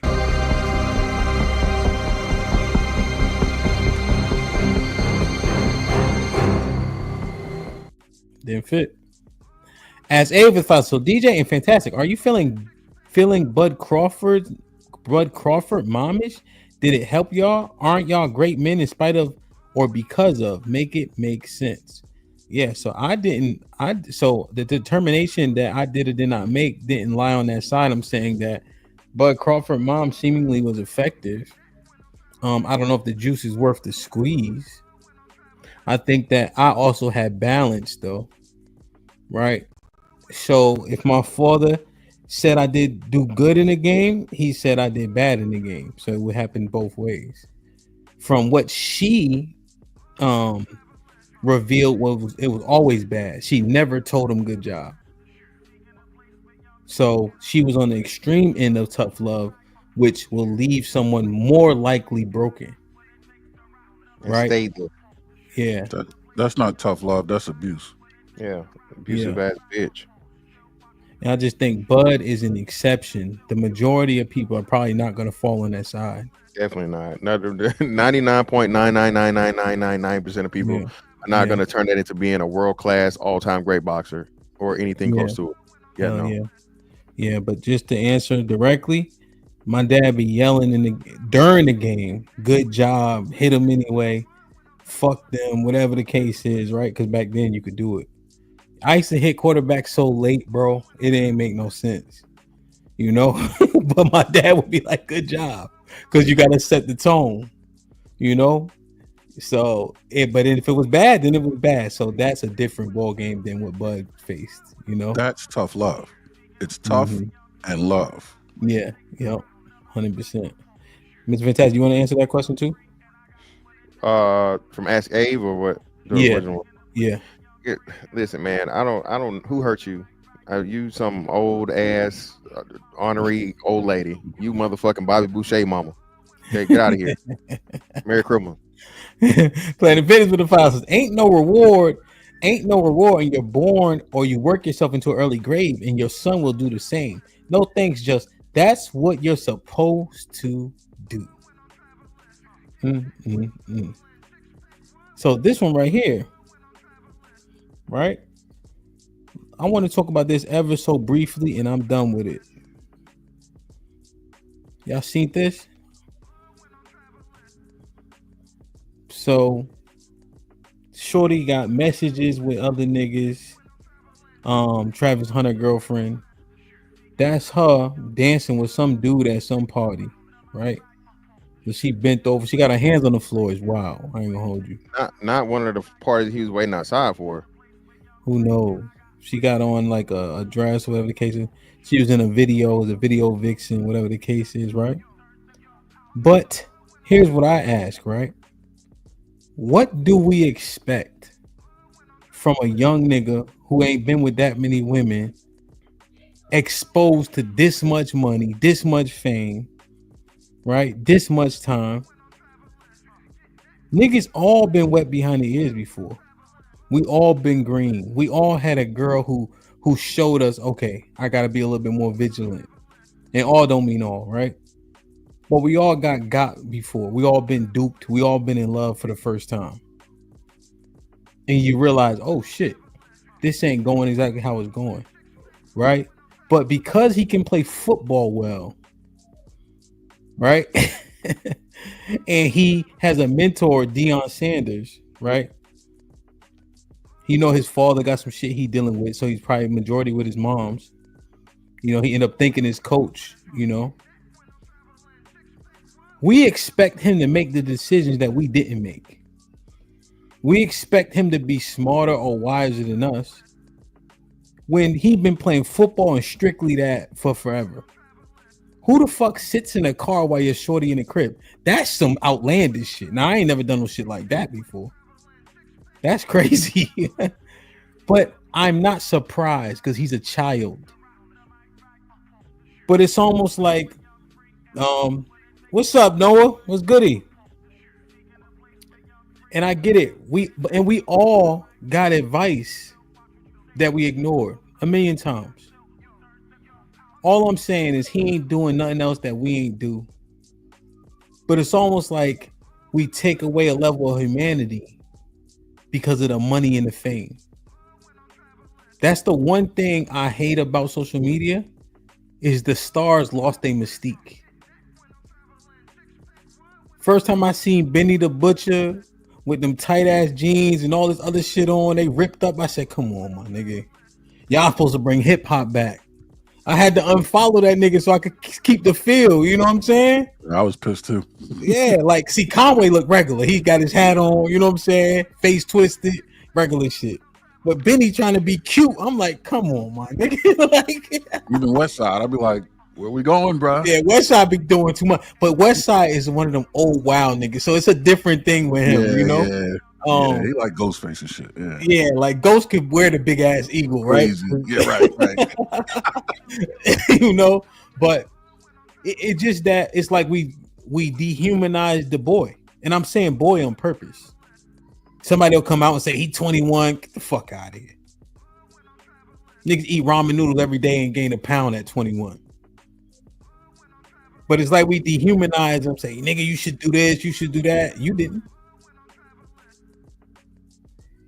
Now he just exposed to everything. He trying to fight for himself. He making decisions, argue with niggas online. It's like we dehumanizing the boy and not understanding that we all did it. He just got a camera in his face, which I think. I think in his case, the dehumanizing is coming in the form of not letting him, ignoring his innocence. You're expecting him to grow up too quick or move in a grown-up fashion too quick. It's the ignoring of his innocence is what's dehumanizing. Yeah, I agree. What do you think, Mr. Fantastic? Yeah, man, I'm not with the dehumanization on this one, bro. I think this is actually a lot of men trying to look out for Travis more so than we understand that he's green and we understand that he's inexperienced. And like you said, I think a lot of us see, well, of course, not us and him in the talent sense, but in the youth sense, and not having anyone to tell us any better. Hey, motherfucker, y'all remember the Boondocks episode? Guess who's coming to dinner? Yes, she's a hoe. I think that's his moment, man. The pimp named Slickback, this motherfucking, is the internet for him. You feel me? And it's unfortunate, but you much rather see this brother cry now and hurt now than to, actually be hurt and suffer later. You feel me? From a lot of us doing this shit, because a lot of us, bro, hey, he got 18 years and possibly a lifetime of pain over that bitch you didn't want to listen to your homeboys over. No, you're right. You're right. I agree. But I think that the way in which it's being done is like he's not 21 years old and green, right? Yeah, Niggas ain't saying, yo, bro. Yeah, that's the bad part of the internet. I'm definitely with you on that, because And that's what I'm mostly seeing. Motherfuckers like, nigga, you should like you wasn't that same nigga. Yeah, everybody want to get their shit off, and everybody want to be popular on the internet. So they're willing at his expense to embarrass him. You feel me? And that's fucked up. But I see more love, bro, especially from the bigger people. And I know Shador, shout out to Shador standing up for him. That's like his brother. You know what I'm saying? But again, man, the boy not listening. You had too many people from outside sources say their little piece or whatever, and it's really not hate. So I'm pretty sure some of those people tried to reach out to him, you feel me, and talk to him. But he like you say, he's so in love, he's so gone, he don't want to listen to nobody. So now, if you won't listen to me now, and I have a public platform, hey man, tough love, nigga. I tried to talk to you one-on-one, but you don't want to listen to me. So I'm gonna tell the world, so you can't say I didn't do my part. But that's the thing though. You trying to save face. Where's the love? That's what Aaron was saying. You just being tough and you trying to save face. I tried to tell the nigga, But if you really try to tell him, you keep it close close to the chest, so you can keep telling him. Once you put it out to the world, now either he gonna go with you or that relationship is over. Right. I got you. You know what I'm saying? And that's what I mean. Like that shit show up weird with a lot of people. And even then, I mean, I know we're not tasked with the responsibility of being nurturing, but still, when you impart a lesson, especially on a green man like that, it should start with, hey, young brother, I understand what you're going through, where you at, what it is. However, this modus operandi will lead you down a path you don't want to go. And then you instill the lesson. You don't just go in there going, nah, man, you fucking up. That ain't, what you should do, right? Like you didn't make the same mistakes when you were young. So you got to lead with, I understand first, right? Yeah. And even in doing that, you got to be careful, because my dad used to tell me, son, I was your age, I've been there, done that, right? And I'm like, well, if you understand where I'm at, then you should agree I'm right. I'm not wrong in this case. But you old man, you're allowed to forget what it's like to be here too. So even when you deliver that I understand disclaimer, you got to be ready to say you understand, but you're not here anymore, and you forgot about what this is to be young, and accept that, and then teach the lesson with love. Yeah. And I think that's why it popped in my head. You know, the love is so lost on it. It's either a grift, right? And it's just like, he dumb, he this, he just young as fuck. You know what I'm saying? Like, he just young, and all of us, me included, I got in a couple fights over a chick at a young age. You know what I'm saying? It's all types of shit. But niggas is that like, we so good. We been knew this. Like, niggas been here before. That nigga nose is open. You know what I'm saying? I just tell him, just, you know, don't go to jail over that motherfucker if you can. If you can avoid it, nigga. But if she was in a music video or some shit, and if that's her. Yeah. They said the shit. Well, it's not just she was in a music video. She's in a music video during the time frame that he said that was his girl. What, that's new? No, not new. But remember, he said they've 4 years. Been together 4 or 5 years. That's within that time frame. So you out here, you know what I'm saying, in love with this chick, and she got you, you know, left on red or however where you guys are, and she got you sitting outside waiting for her while she, you know, inside partying. My nigga. Now this right here, is this new? The DM picture? shit? Nah, well, the DM shit in this picture right here. I don't think that's new either. It's old. It's old. And then too, you can't really. I'm not paying attention to the DM shit because people can make fake DMs. So I'm not really fucking with the DM shit. Yeah. But the video of Buddy palming the cheeks though. Yeah, that's not a good look. And what's so bad, man? Again, shout out to Travis, man. Bro, it's all love from me to criticism. Everybody want to see the dude be great, but like he deactivated his IG. And hopefully, bro, hopefully. I mean, but we'll see. Yeah, this pick, even Grace has its limits. And if we can see this pick, he can see this pick. And if he can see this pick, what the fuck? This is and this one niggas got to be real about. You're sure to get caught lacking, because this what this is. Oh yeah, this hurts, bro. Like real shit. This hurts. Yeah, that's why ain't nobody trying to be out here hugged up and loved up no more, bro. You do not want to be that nigga on that Summer Jam screen, nigga. That Summer Jam screen is, nigga, it ain't just Summer Jam no more, nigga. This shit is global, nigga. Summer Jam screen is huge, my nigga. And now, nigga, put that shit to the world where everybody can see it. Not just the niggas at the concert, nigga. Not niggas that, you know what I mean? No, nigga, no, yeah, bro. And that's why a lot of, hey, man, it's too crazy shit going out here, bro. You know what I mean? Mm-hmm. Damn, son. All I'm saying is, young boy, hold your head, my nigga. Like you ain't facing nothing nobody else met before. That's all. You gonna make it. You gonna make it. You gonna make it. You gonna be all right, bro. You gonna be all right, Trav. You be all right, man. Yo, I ain't playing the video, nigga. You know what I'm saying? Fuck it. I just know that shit feel crazy to a nigga. If you're sure to get caught out on some other shit, that shit feel crazy to a nigga. That's all I'm saying, man. You know what I mean? Like, this is the illest, son. And this the thing. Her palms gonna be dirty after this party over. That's the wildest shit. Like, women, you know, we dance with chicks all the time, but the one that put her hands on the floor, she got one use. I don't give a damn. You don't got the other picture? Nah.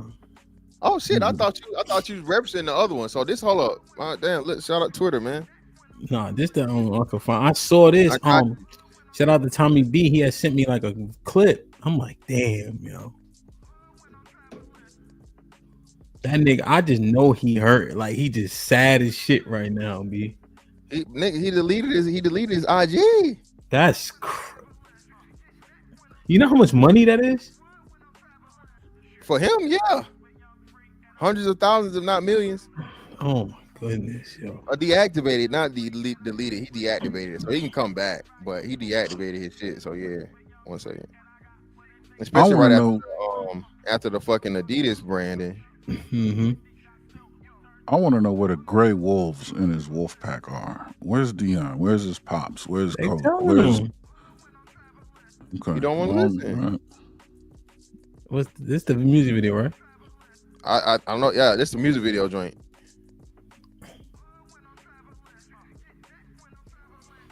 They said before niggas hunted it down, Buddy only had 800 views on the video, bro. So this is like a nobody nigga.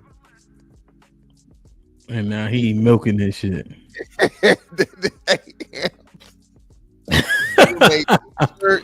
Bro, he got him on the front of the shirt, and he got the Heisman Trophy on the back of the t-shirt. Him niggas is wilding, bro. He's so good, and he got reduced down to this shit, bro. That's the real shit, man. And again, just in terms of the theme, dehumanized, right? Best athlete, well, best football player, best athlete we've seen in 2 generations. Yeah, hands down. Right. The shit he could do is amazing if you know what he's doing. Even if you don't know what he's doing, it looks amazing. And he reduced down to this shit. I'm not covering this shit no more, bro. That shit is crazy, my nigga. It's like he not a human being, man. Hey, man. God damn, son. Like, share, subscribe, tell a friend to tell a friend. Hit that like button right now if you can. That helps the channel the most. Art with the $4 super sticker. Salute, Art. Appreciate you, my G. Planet Fitness in the building with the $5. Men advising Travis to rethink his situation versus women telling Simone Biles to leave her husband. I bet there's an excuse for that hypocrisy. Aaron with the $2 says, "Hand, please show the pic I put in Discord. That must be it. I ain't hunting down a bunch of pictures, nigga." Michael M with the $2 says, "Let Travis fail. He gonna be a red pill soldier." Planet Fitness with the $5 says, "All that he's young, y'all old men just don't want him to be happy.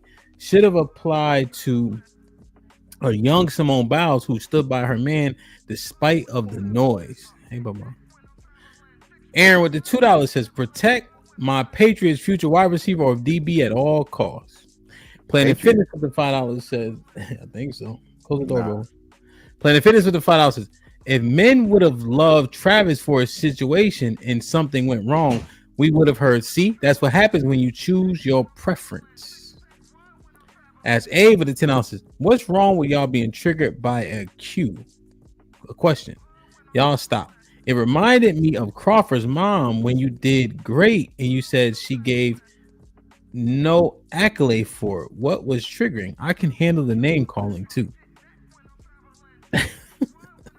I Miss Pearly.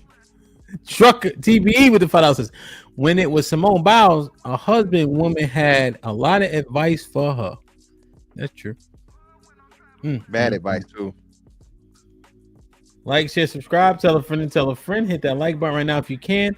That helps the channel the most. Let's get into this one. I'm gonna drop this little link. Salute to TBE. Salute to everybody who support the channel.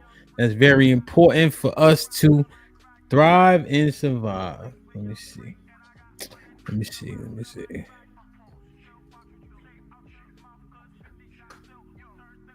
How about this? All right. Oh, I gotta hit refresh. God damn. Work. But it's just the way it's set up. A lot of people are capable of working and are willing to work, but it's just the way it's set up. The mother and the children are better off if the husband isn't working or if the husband isn't there, and this breaks up so many poor families. One of the saddest things is that many of the children whose parents are on welfare will in their turn end up in the welfare trap when they grow up. In this public housing project in the Bronx, New York, 3/4 of the families are now receiving welfare payments. Well, Mr. Brown wanted to keep away from this kind of thing for a very good reason. The people who get on welfare lose their human independence and feeling of dignity. They become subject to the dictates and whims of their welfare supervisor, who can tell them whether they can live here or there, whether they may put in a telephone, what they may do with their lives. They're treated like children, not like responsible adults. And they're trapped in the system. Maybe a job comes up that looks better than welfare, but they're afraid to take it, because if they lose it after a few months, it may be 6 months or 9 months before they can get back onto welfare. And as a result, this becomes a self-perpetuating cycle rather than simply a temporary state of affairs. Our digital PDF, Black History Facts you probably didn't learn in school. So, you heard what the mom said, right? The lady that was in the initial clip? Yeah. You know, because I know there were a lot of alleged, they just left. And we're not saying that that didn't happen. But she literally said it made more sense for the men not to work or not to have one. Right? What happens to that man in that instance? How is he seen? Is he dehumanized? Is he seen as a burden? Yeah, or lack of utility?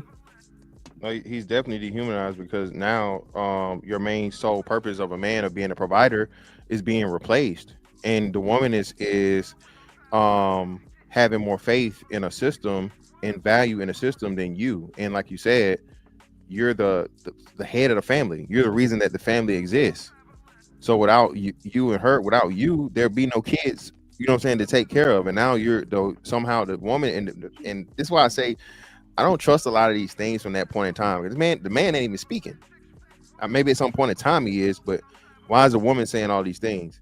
You kind of, and what you come to find out is a lot of this stuff was to purposely paint the narrative that, you know, the black fathers weren't there, they weren't providing, they weren't doing a lot of these things. When again, that's always been a minority of men.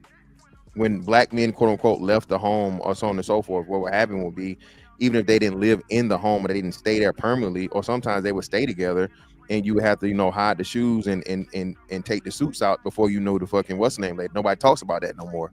See, you told them stories by actual people that were on the thing about how, hey, you know, your dad couldn't leave his shoes there, he couldn't have no clothes there, so on and so forth, but he lived there and he was providing and staying with the family, and he was pretty much playing the system. But now the only thing they want to promote is the part of where, oh, these men left or they didn't work, and now, you know, they're dependent on the government. Well, what about and then previous to government assistance even being the thing, oh, the men always abandon the family. No, the men didn't abandon the family. The men would go to other places and work in other places where jobs were were there available, and they would send money back to the family to provide from the family from afar, and eventually to get especially in the South, to get their families out of racist situations and things. They would send for their families after they amassed enough income to be able to build a new family and foundation in the newer place where the jobs are available and there's less racism. But the only thing we get told about is, oh, he went to the store to get some milk and never came back. And that was a vast minority of Big Papa had 3 families. You know, that bullshit. Mm-hmm. And when she's conveying the message, even though she's the one speaking, she seems like she's just laying it out pretty honestly. She looked like she's just saying it don't make sense for them to work or even be there because the welfare amass more means, essentially. And so what do you do in that instance? What happens to the man in that instance? Everything he's valuable for gets cast aside. Exactly. That's as she said that, that's exactly what I was thinking. That his only use to you is monetary or there's resources that you can provide. I mean, like you said, there are other things that a man can do to provide. There are other things that make a man valuable in the household. I would submit it's the other way around. I think a family would be better off with a man in the house that isn't bringing in as much resources as welfare. I'd rather see a family with little to do and a man in the house than a family flush with no man. Yeah, but what's ill? Let me ask you a question first before I present this.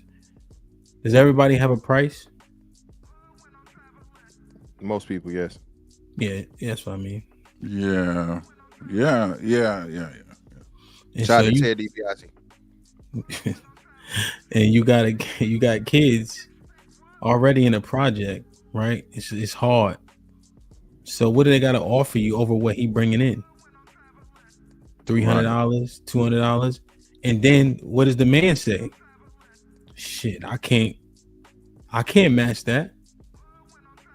And because people didn't understand the ramifications of welfare at that time, I would assume, what he gonna say? Any man with any sense that care about his kids, you gotta take that.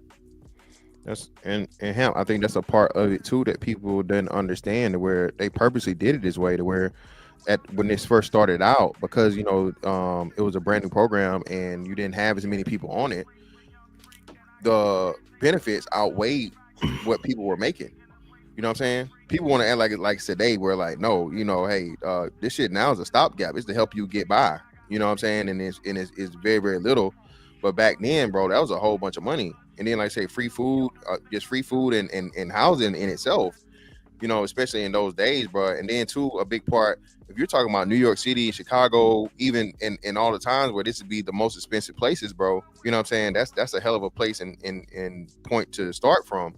And that's where a lot of these documentaries and things took place in, were like, major cities, New York, DC, Baltimore, stuff like that. Yeah. Damn. Man, oh man. Dehumanization, yes. Of course. This is you literally took away the definition of a man, everything he knows a man to be. Like you said, he can't provide, and because he's not allowed to be in the household, he can't protect. So you literally dehumanize a man by taking away his identity.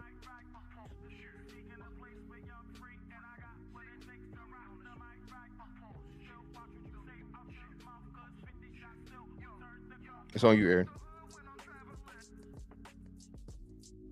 Aaron, you there? Yeah, no. I agree. It dehumanizes him.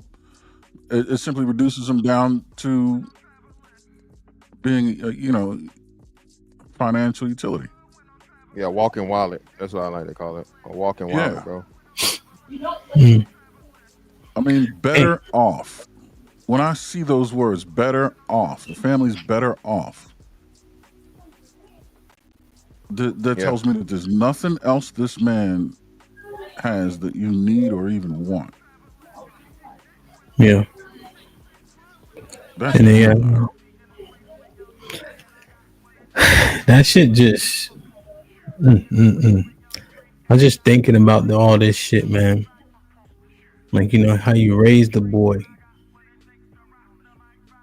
It's you have to feed into those things that would be considered by, let's say, I'm not sure what the percentage would be, dehumanizing, because you need them. Because not enough of the world sees him as such. Mm-hmm. So if you don't make him forward tough, what happens to him? When you tell him things are okay that the world don't think are okay, what happens to him? And those principles are solid, no question. But what you do is what is it called when you, not dormant, but you, how do you suppress? Like, I don't think there's, is there repercussion to suppressing like the vulnerability and the tears? Maybe, but I think the pros outweigh the cons. Yeah. Okay, let's go here. Yeah, there's a repercussion to suppressing tears. I want to show y'all this one. And then I'm gonna drop that link. We got about an hour. Okay. There we go. I gotta pause it. Like, share, subscribe, tell a friend to tell a friend. Hit that like button right now if you can. That helps the channel the most. Let me show y'all this. people that get on the radio every day in white-owned companies, white-owned stations with white-owned sponsors that play the role of hypersexualized, hypercriminalized male. I asked these advertisers, I say, I've got hundreds of songs a day that celebrate killing animals. Will you put them on your station? They said, no. I got hundreds of songs a day that talk about assaulting women and abusing kids. Would you put them on your station? They said, no. I said, I got hundreds of songs a day that talk about murdering blacks. Would you put them on your stations? They said, well, that depends. Depends on what? Who it's done by and who it's branded for. Because if we can get black folks to sing about it, and we can brand it for our youngest black audiences, I think there's money to be made. I think there's American appetites to see these people that way. I said, how can you say that? They said, well, look, it's what these artists know. It's what they, black people, create. It's, matter of fact, our surveys say it's what they want to hear, which speaks of a sickness. How do we live in a society where somebody says, you know what, I'm inspired to write a song that celebrates murdering another person. And then a person says, I'd like to put that on my station. Another person said, I'd like to pay for it. And then there's people out here in the audience that go, I'd love to hear it, as long as it's black guys. Because even white people buy rap music, buy this type of stuff, because we know that when we want to hear about killing each other, we know who to turn to for that type of inspiration. We call it our music. We say we own it. White people buy more rap than black people. Yeah, but we're very careful to turn it down at the stoplight when other black people are there. Why? Because we know we're just pretending. For them, it's more authentic and real. I always ask the companies, what about your name? What about your brand? What about your value? And the largest radio company in the world said this: it's okay that black people that get on the radio every day in white-owned companies, white-owned stations with white-owned sponsors that play the role of hypersexualized, hypercriminalized male. I asked these advertisers, I say, I've got hundreds of songs a day that celebrate killing animals. Will you put them on your station? They said, no. I got hundreds of songs a day that talk about assaulting women and abusing kids. Would you put them on your station? They said, no. I said, I got hundreds of songs a day that talk about murdering blacks. Would you put them on your stations? They said, well, that depends. Depends on what? Who it's done by and who it's branded for. Because if we can get black folks to sing about it, and we can brand it for our youngest black audiences, I think there's money to be made. I think there's American appetites to see these people that way. I said, how can you say that? They said, well, look, it's what these artists know. It's what they, black people, create. It's, matter of fact, our surveys say it's what they want to hear, which speaks of a sickness.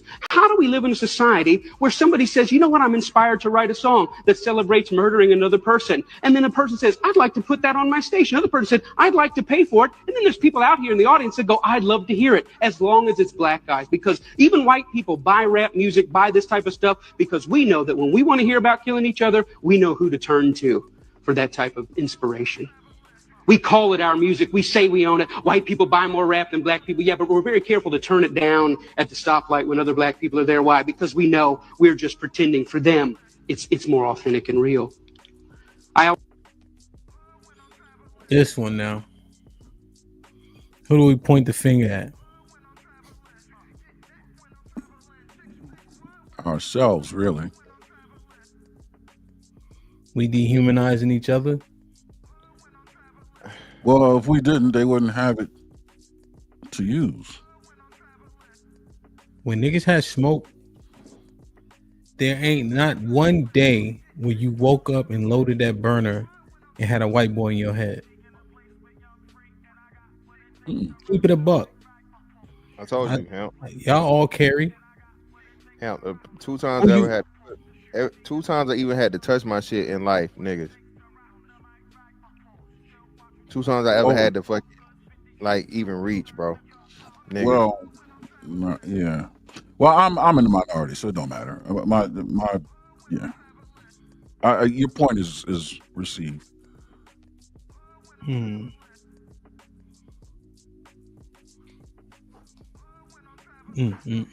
But the music. I'm just thinking this. Humans, we have an uncouth spirit. Like, we fantasize about doing things and being people that we're not. Like, they say sex sells, violence sells, right? Like, we watch these movies, look at the more fantasy-based Terminator and Predator and Rambo. We see ourselves in these positions, right? When the most poverty-stricken people will listen to rappers rap about wealth, and they'll be sitting there in the car singing along as if it's themselves they're talking about, because they're living vicariously through the lyrics that they're hearing. I'm riding around, I'm getting it. You riding around and doing nothing. but you singing the lyrics as if it's you, and in your mind, you're delusional. You're fantasizing about being this, about being these people. So white folks, they have this, they're stricken with the same exact, I don't want to call it an illness, but the same exact, whatever you call it. We fantasize about that. And if someone else is going to actually live that life so that they can sing about it, so we can live that life vicariously through them without actually suffering the consequences of living that life, then so be it. If you want to kill each other and make your life an action movie so I can see it and live vicariously through you without suffering the consequences of actually having to kill my people and go to jail and die for it, so be it. Shout out to 2 Chainz. But it's all about selling fantasy. Well, that's what it should, like I was mentioning before, when we talk about like before a game or something, right? You can be motivated by the things, right? But we want to perpetuate those things, you know? Like it can't just be entertainment for us. You know, the glory. Yeah, one of the major issues and problems I see with us, unlike anybody else, is the inability to separate the fantasy from the reality, right? Where art has to imitate life, right? Or art has to be real life. Like, man, that nigga ain't really killed nobody. He really sell no dope. That's one of the worst things you can be as a rapper. Is come to find out they're claiming to be a street nigga, but you really not a street nigga, right? Claiming that you sold dope, you never really sold dope. Claiming you got bodies, you never got no bodies. So yeah, that part of it, especially from the entertainment aspect of it, I don't see a problem with it, because if we had the understanding that other groups of people have, like, you don't see a whole bunch of Asian people running around here trying to be the Yakuza. You know what I'm saying? You don't see a whole bunch of Italian people around here today trying to be the mafia. You don't see a whole bunch of fucking white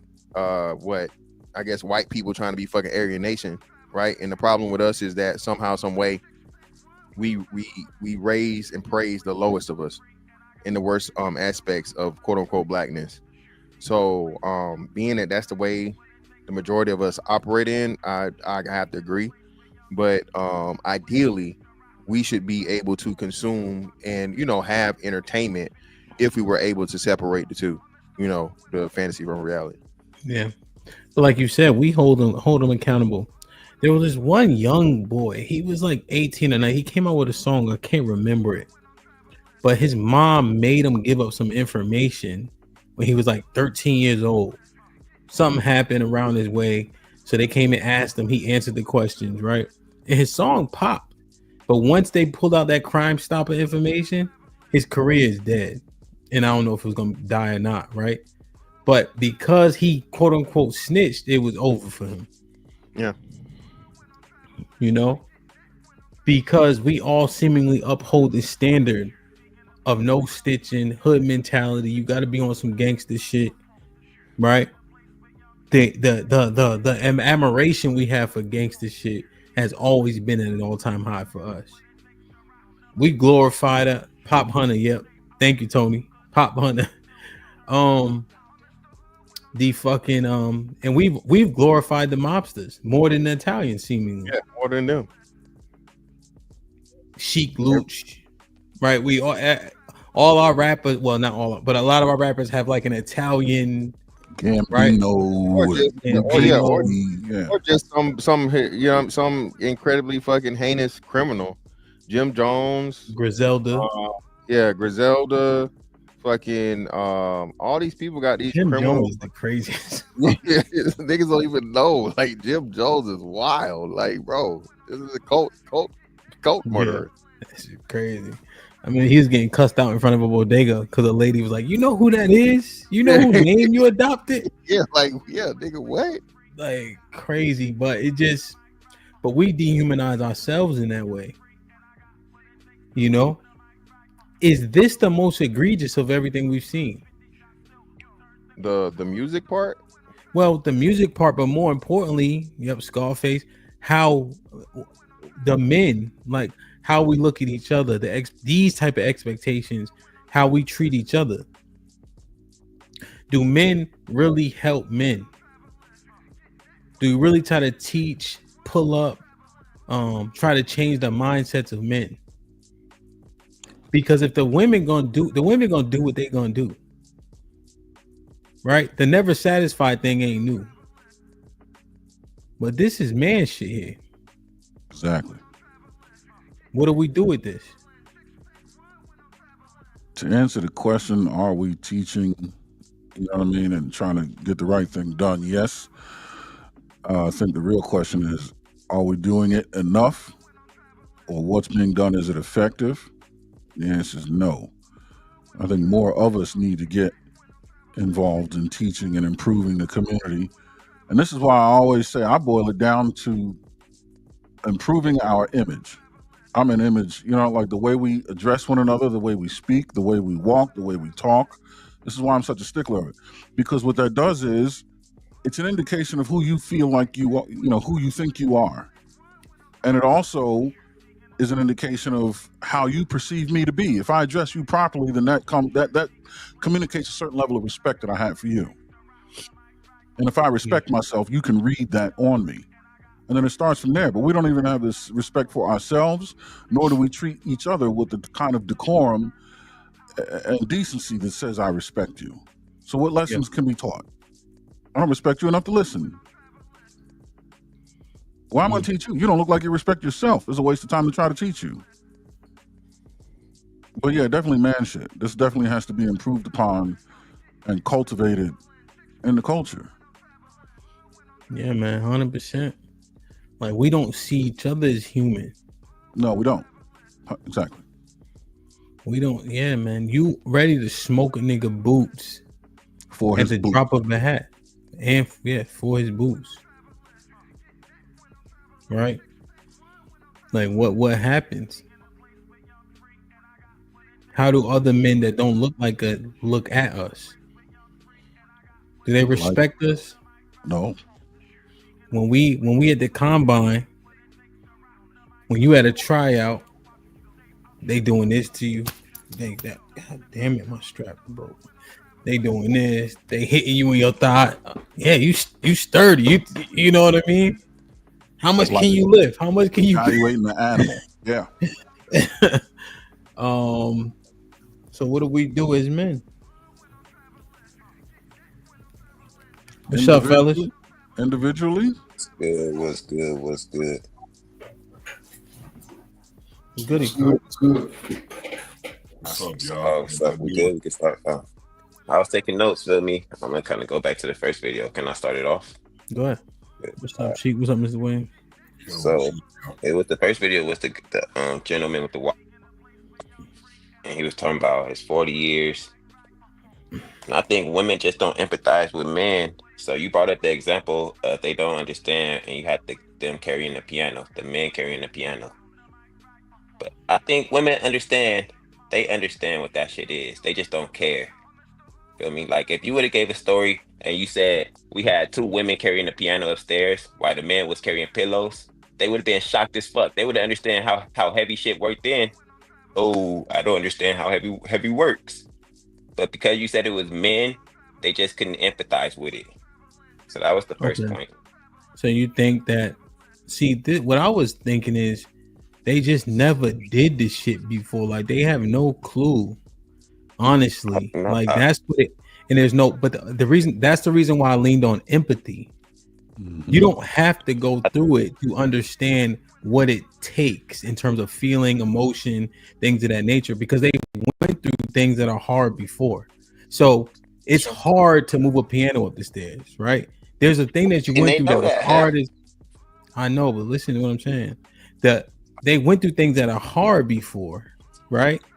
Even though it's not the same exact thing. Therefore, apply empathy because you know what hard is, even if you don't know what that hard is directly.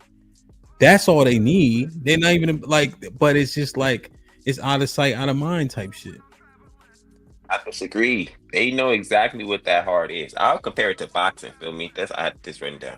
Like people think boxing is easy because it's like fighting. Oh, it don't look that hard, but that shit is hard as fuck.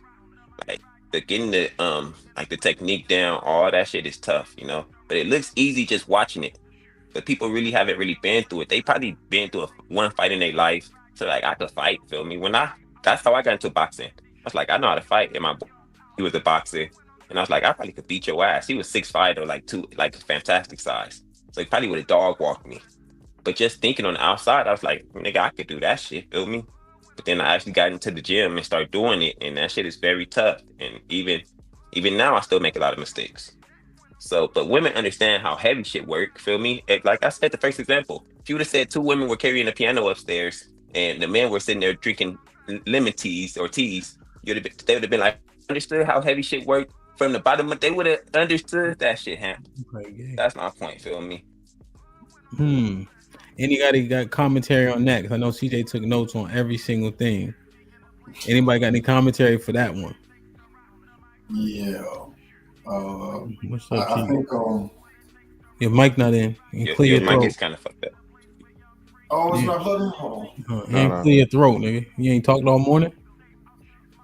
No, I mean, I had meetings and shit, but it's not in. He was in the background at the he was in the background at the meeting. Sheik need to do one of these.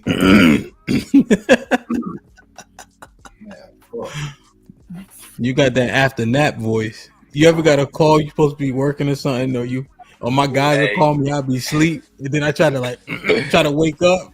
That's my morning. That's when my voice is the deepest. Pause. All right, it should be straight now. It's just not in. Still loud. Yeah, it's still we hear the echo in the background, so it's probably like a computer mic. You use your computer mic, not your mic. So go to your settings and choose the computer mic. I meant the mic. All right, Mr. Fantastic. God damn, he know. You a Chiefs fan all of a sudden? This is nuts, bro. I am not any fan, sir. I just match. Y'all niggas complain about me matching. I'm just matching, brother. But ironically, they won. Match, bro. They're the first seed. There's plenty of red hats. You don't have any more red hats? I mean, I gotta say my Georgia hats for the upcoming win we're about to have. Yes, I got plenty of them, but I wore that the last time, so I like to mix it up, brother. I'm just saying. Want me to get another red hat? I mean, I got plenty. It's just ironic that you got the Chiefs hat. I didn't even watch that game. And they play it. Don't they play again on Christmas? They just played Saturday. But they whole schedule, but you didn't watch. Okay, got you. Yeah, I didn't. Gotcha. They played on Saturday. How you know all this? Well, I was at the poker room, and that's all they had on outside of Did you know they won? No, did they win? Oh, this nigga. Go ahead, Cheeky. He ain't about to troll me. Go ahead, Cheeky. Yeah, I just don't think they understand. Like, it's almost like men don't really understand women's periods or the pain they go through with that or the hormonal changes. The only thing that I think is different is the response that men give. Yeah. Right? Men will go get your chocolate, go get your Midol, rub your back, rub your feet, whatever is aching, rub your stomach, go buy you the little warming pad, whatever the response is different. So there's a level of care that men decently, I think, like good men, I'm not gonna say all men, I can only represent the men that I know and myself. I bought Midol before I even knew what it was, for a female friend because she was hurting. Like, so it's like we'll look out, but when it comes to men and their vulnerability, one, they ask for it and they're never, in most cases, never prepared for it by any means. They're not mentally prepared, they're not emotionally prepared, and mature. A lot of times they're not mature enough to handle it. So all it takes is one time for most men to experience that and realize, I'm not gonna do this shit with nobody else because you too silly, you too goofy, you don't get it. And the thing that really bothers me about it is more so they always like to make jokes but can't really take them. That because if I were to do any like laugh or make light of something that they think is very serious, all hell will break loose and you just don't care about. It's like, so that's one thing I've noticed. They are not necessarily prepared for any of the things that they ask for when it comes to intimacy and emotional vulnerability for men, because whatever social cues that they get or have with women, they're autistic with men. Like, it's I don't know what it is. It's not hard to tell, hey, this man is, looking at the spool of wire because there's a lot of sentimental value. And then just look at the surroundings. He had a pool in the background. He had a nice looking house. How do you think he got that? That spool of wire represents so much. And again, that's when we say like women don't necessarily appreciate men. That in that moment, that is what I would mean. Like, you don't appreciate the fact that for 40 years he's carried around this representation of a tool and how to build and maintain something. And the thing you come out with in this moment of vulnerability is, I thought it's because you're wearing a Jets hat. It's like, bro, you too immature. Because if I did something like that to you, we all know how they get tears and waterworks and hurt feelings, and now you won't give me no coochie at night and whatever else come with that. And now you gotta, it's just stupid. It's dumb and annoying, and it's also frustrating because you hear it all the time from women. We want that, but you're not mature enough. They weren't young. That was an old man and his old wife making dumbass jokes like that in a moment of genuine vulnerability. Like, come on, bro. Damn. Did she dehumanize him? Yeah, or no? No, she didn't dehumanize him, but she doesn't understand human empathy. Oh, you know what? I take that back. Dehumanize. I think that is dehumanizing. It may feel that way. I don't think she did anything. I think she still views him as a human, but she just doesn't take it serious. So let me, instead of saying dehumanize, she doesn't recognize the value of his humanity. She doesn't recognize the value of that situation and what it really meant for him to finally go like, oh, you really want to know? And also, why do you have a camera? Why do you have a camera? What do you if I would have seen that from the moment, like, go back in the house, don't talk to me. Like, it could be a skit for all we know too. But this is social media. You do live in that time frame. That was no skit, that one. You could say something on a skit, but we really never know. But the moment I see a camera in my face, or maybe she was hiding it, maybe it's discreet. You don't. No, she probably just records shit all the time. He probably did, like, for instance, everybody in my house don't do content. You know what I'm saying? So, yeah. But like, he just outside, like, shit. Damn, I thought you was working. And then, like, my father, you could put a camera in his face, he wouldn't say shit about it. But they don't look at phones the same. Like, you know what I mean? He just be talking it. If I put my dad, that nigga could go viral. He the most shit talking this nigga, but he don't give a fuck. One, he don't give a fuck. See, that's another thing. The old cats, so that dude probably like 60, to your point. Yeah. He just outside vibing, like, what's up, Riri? Like, he just like, huh? Remember he said, huh? He don't even know why she out there. And then he revealed what he feeling in that moment. That's all. Yeah, that. But I don't know, man. That's kind of my thoughts on it. And as far as like who perpetuated, I think it's men, like, who started all of this and the way that it is. I think it's because of patriarchy and patriarchal ideas and standards. But what I found to be interesting is women uphold it. Like, there's no reason I should get pushback from house husbands, for men and women. One of them, somebody got to be on my side, right? Somebody got to be progressive enough. We accept trans women, gay men, we accept a whole bunch of shit. We can't accept. What's crazy is sorry. I had the perfect fucking video I seen the other day, and it was like how men do when they homies express themselves. It's so sad. I feel like I feel like I'm going through some shit. And the niggas was like, we don't give a fuck, nigga. I hope what we do ain't gonna cause you to kill yourself. I hope what we do ain't gonna cause you to be at your funeral or some shit. They were just counting, no, feel me? But it was to this point that men, like, how we address our boys when they going through shit, it's kind of different. I don't know if they feel the love, feel me? But I'm around men right now. They feel like I'm like, bro, you got your boys, feel me? So you can always come to us if shit not going right. But niggas don't really want their boys. They really want the women. They really, like most niggas. You can't go to your man's like you think. I mean, you can, but it's not. I know. It's not and I feel we don't my give boy a Tank, fuck, he was bro. like, We don't care. We don't care. Niggas gonna clown you a little bit, feel me? Like, I'm hurt right now. So I gotta send you the video if I can find it. Let me see if I can find the video. All right, what's your next note, CJ?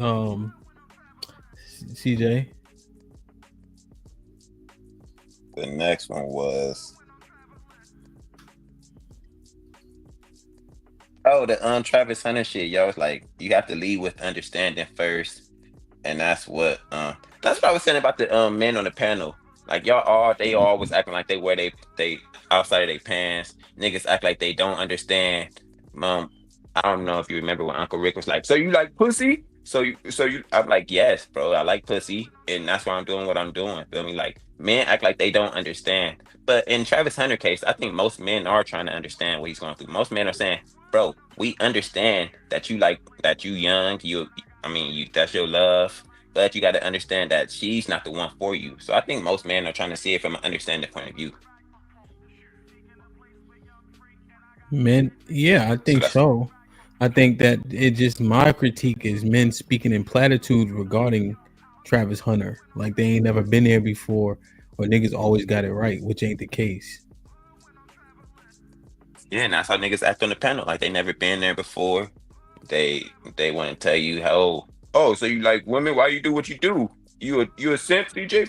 It was some crazy shit the other day, but they just act like they do that shit all the time on here, so I can understand that point of view. Let me show y'all this. Tell us what happened. Yeah, bro, we here for you, bro.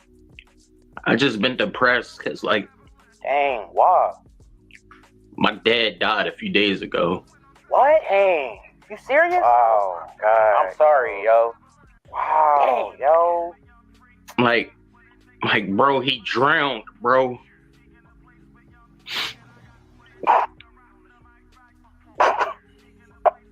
That nigga 40 and still can't swim? Oh my God. I'm just saying, bro. Like, that nigga is 40 and still can't swim. Hey, yo. Wait, bro. How did he even drown, though? He tripped and fell into a lake, bro. He tripped on a snail and went into the lake? I sent you the one I was talking about too, so I sent it to both your IGs. Yo. That was Trey Rags. Somebody put the Trey Rags dub over a thing. That definitely was Trey Rags. Yo. Niggas don't care, bro. That's how shit really be going. Niggas don't care. We gotta play the one I sent you, bro. Niggas don't care at all. Like, that's not true, hell. I'm gonna tell you, it's true, bro. We had this girl. She set herself on fire in high school. Right? Cheeky. Serious, nigga? Yo. How you transition to that, bro? We don't care. That's why that nigga transitioned. You ain't even heard the punchline. I ain't even say. That nigga said we don't care. We had a girl that set herself up. Niggas don't care. So, nigga, we sitting around. She set herself on fire. Come on, right? no, like you don't start your story off like she set herself on fire. She did, bro. She did. She set herself on fire. We don't care. She had a full ride to Stanford, nigga. Set herself on fire to run track. Right? So niggas hear about it. We sitting, we like probably like 6-7 deep, right? We sitting. So niggas like, damn, right? You said damn. So niggas just kind of sitting there. My man say, yo, I'm definitely going to that funeral. I'm like, nah, real shit, she was cool. And they like, nah. You know how many bitches gonna be there? I'm like, niggas don't give a fuck for real, my nigga. That's not true. They don't, bro. But why did he say he like, yo? Because we all know the girl, so we like, yo, all right, cool. Yeah, but y'all wasn't close with her. But Cheeky, hold on, slow your horses. We went to high school with her. She was cool, Okay, so let me Y'all didn't know her like that. Y'all didn't know her like that though, Aunt Phil. No, we all know each other. We all know each other. But y'all wasn't like, that's my girl, feel me? But we ran track and shit like we knew her. Like, and then nigga, we all chilling. We ain't saying nothing, right? He like, yo. We like, huh? I'm definitely going to. And his punchline was because it was gonna be full of chicks, bro. But he like, you know how many bitches gonna be there? That's his thing. Like that's what he said verbatim. But That when shit his isn't. boys died, he would have been sad. I mean, like your boy, his brother died. He said his brother died, and he went through the depression shit. His brother died. His brother. Hey, if one of y'all niggas was it would have been probably as bad, but niggas would have still cared. Like, damn, pushing, bro. Because here's what I'm illustrating. Because of the dehumanization, right? We get desensitized to so much shit, especially when men get killed or men lose their life. This is the premise. Go cheap. I think having a good sense of humor is just a thing. It's just dark humor. Doesn't mean anybody cares any less. It's just put him in the fucking bedroom. Get him out of here. Come on. Wait a minute. Whoa, my money here. Get the fuck out of here. Get him the fuck out of here. Put him in the bedroom.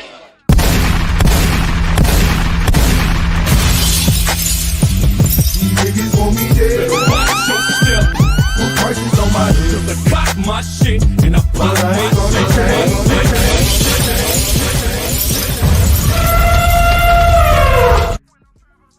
Go ahead, Cheek.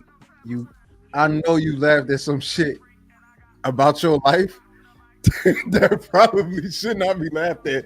If you heard it objectively, I do it all the time. I be thinking about, bro. Just thinking about some of this shit I've done. Like, if you've been beat up, bro, you know you was looking wild. Bro, I'm not gonna hold you. I got plenty of moments where it's like, bro, that's not funny. But it's funny, bro. If you got caught before, you got caught lagging, somebody punched you, hit you in the right spot at the right time, your arm do the shit. Yeah, but that's I get it, but that's because come on, bro. But at the same time, you also but that's me laughing at myself. Let me tell you a story. No. Let me tell you a story. Hold on, wait. If you ever knock somebody out and they do the, it's not funny because he could be dead, but when I tell you niggas don't care, bro. This girl brought this nigga around the way, and you can't do that, especially if the nigga not humble, right? So he proceeded to get stomped out, nigga. Niggas is stomping on this nigga with 2 feet, jumping like boom, right? So the nigga sleep. Niggas take all everything, clothes off, but he in the middle of the street looking crazy. This is after he's snoring. Niggas don't care because we don't even look each other in a humane way. We don't. I got jumped one time at the club, right? Okay. I'm the only person that got kicked out, so I get beat up outside, essentially, right? So I get arrested because I got tased and shit. I'm fighting back, obviously. I go meet my niggas at the buffet the next day. I'm sore and shit because I really got stomped, right? Soon as I walk in the buffet, it's a table of 8 niggas dying laughing, nigga. Dying laughing. Like, and you said, did you live though, nigga? Yeah, they like, no, they be like this. Oh, you good, my nigga. I see, like, nigga, I'm walking slow, man. My body different. That's like, wait. If you don't know that reference, I can't help you. If you don't know that reference, I can't help you. That's paying for, but. It's like a nigga falling in front of you, feel me? Like, you gonna laugh, but you gonna make sure they alright. But if they not alright, you gonna try to hold the laughter a little longer. And if they fucking really in pain or you probably won't laugh at all, feel me? And then it depends on the severity. Like, if you have really, like, I know for a fact that if somebody lost their life, that I knew it would, boy, ain't no laughing. There's nothing laughing, nothing to laugh about. We don't laugh, but guess what? We don't cry, and we get over it. But we still care. That's the point. We still care. That's the point. You keep saying niggas don't care. I disagree. I Don't think care, bro. You can't tell me that. Hemp, there's too many. I disagree too. Niggas be shooting at funerals, my nigga. Because They was shooting at Nipsey shit. They don't care about him. That's it. Yeah, I'm not gonna care about you neither. Like you do certain things. Yeah, bro. Cheeky. He already gone to Uncle Charles, brother. Now you hitting innocent bystander. You can't kill a nigga twice. No. We didn't say whose funeral, and we didn't say how many people. See, that's the thing. It's more. It's not. It's just never just one. But see, what you're having to do is have to go to nuance to stay on that hill, right? Extremely. Because here's the thing: we don't care when niggas die, right? Your people that's close to you don't care as much as you think they do, and then we are generally dehumanized when black men are killing each other, or desensitized. Sorry, desensitized. So the thing about that is, no, I don't think most people have a care like that. I don't think that's abnormal, but I don't think that's dehumanizing either. All right, like just me not having a care doesn't mean I'm dehumanizing you, right? Because I don't know you. There's more. There's part of human is connection and experience. If I don't know you, then I can't feel connected to what you got going on. Why don't you feel the same? Hold on, wait. Why don't you feel the same way about white people? You see, I'm gonna drop down. Let's hold on, wait. No. I'm about to answer. I ain't scared. I'm just saying. Oh, you're trying to save me from answering? No, because CJ's finished. I want to hear. No, he about to leave. Oh, okay. No, what? Because of the exact reason in which I'm articulating. That's the point. That actually still man's the point. They're humans, right? They're humans. Subjectively, you see what you do. Subjectively is wild. But, I mean, you think right, but you have a care. You have a, that's what. But that's the point, right? Because. So wait, your point is just everybody? Like, what are you saying? My point is, you have a care based on your human experience with that particular person. Yes, people can be empathetic to a situation that's happening right in front of them, or more empathetic to somebody they have a connection to, but that's only natural, right? Because that's who I feel connected to. In most cases, the reason why we have a hard time humanizing is because we're disconnected, especially people like me. Nerd. You're a nerd and you're on the spectrum. And I'm on the spectrum. I'm a full-blown retard that like anime. Okay. How do you think they was treating me? You're not a full-blown retard.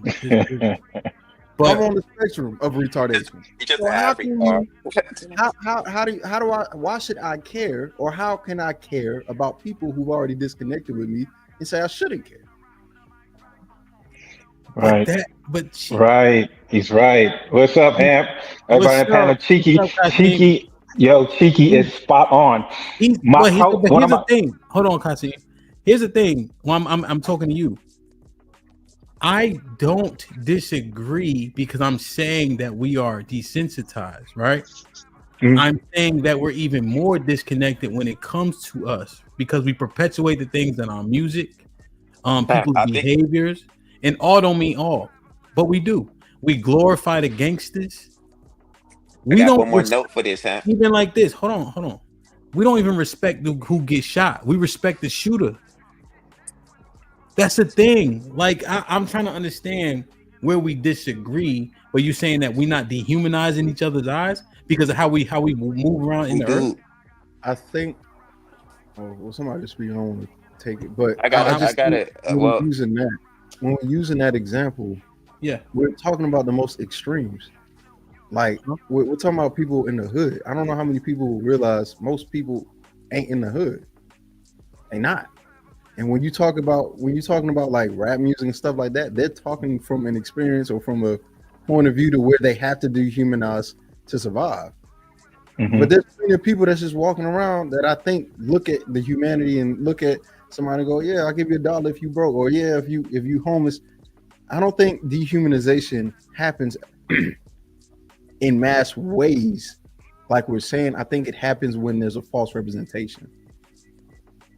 All right, like walking down or looking at people, just generally speaking, I got to keep my head on the swivel just because I don't know the intentions of other people, whether it be black, white, or whatever. But because we have gotten this reputation as super predators and whatever since the 90s, and it's continued on from news propagation as well as music, but no one's actually taken the time to really look into those stories, which is why Kendrick Lamar is such a big deal, because he's representing, hey, this may be it, but let's look at what else is going on. Look at what's happening in Compton. Look at what's happening to. There's more to it than this. We didn't get here from nowhere. You know what? This is the thing, right? One of my colleagues, he just left out, going to visit his folk in Vermont, and he just said that his ex-girlfriend's mother died. Right? They were in a relationship for 3 years. They split up. So 2 years had passed, and she just called him this morning to let him know that her mother had died. And I could just see the look on his face, how he was sort of disappointed, but he wasn't really all the way in it. So he got off the phone. I'm like, yo, I said, yo, Ken, I said, so what was up with that? He was like, yeah, well, you know, that was my ex, her mom just died. He was like, you know what, Kasim, but I ain't even feeling nothing like that, not no more. Right? We was together for about 2 years and I knew her mom, but I didn't know her mom like that. And he's like, well, she's reaching out to me. Why do you think she's reaching out to me? I was like, well, has she been reaching out before? He's like, yeah. I was like, well, this is a way for her to kind of get a little bit of empathy, a little bit of attention, but also to kind of get back at you. And even when he told me that about this woman's passing away, that died, I had a little bit of empathy, but just like Chiki said, I don't know her from a can of paint. So I do have empathy. My empathy don't go that far down where I can completely open up myself and cry and weep and wail. I think we all have that. And just as Chiki said, it's about the proximity, how close we were, what type of relationship we had, how cool we were, and there's levels to it. Yeah, I hear it. Let me ask y'all. Yeah, Reaper, let me go ahead, CJ. Go ahead. I was gonna say we do dehumanize each other more than anything, but you spoke to the music, and Fantastic said like the Italians don't mob shit, and the Asians don't be out here doing that cool shit. But do they listen to the music that's telling them to kill each other every day like we do? Do they watch that shit every day on movies like we do? No, they don't. It's like sporadic. The Italians ain't listening to what Italian music is telling them that niggas ain't shit. The Italian, we ain't shit. Let's go kill each other. Let's go kill each other, Italian people. That shit don't happen, bro. Go ahead, Rico. I want to hear what you guys say. Go ahead. That they listen to rap music more than we do. They don't have to listen to their own. They don't have to kill sir. That's. But Reaper, CJ. The rap music is telling. That's the last video he just played. The rap music is talking about black people killing each other, not the Italians killing each other. But CJ, so, always find.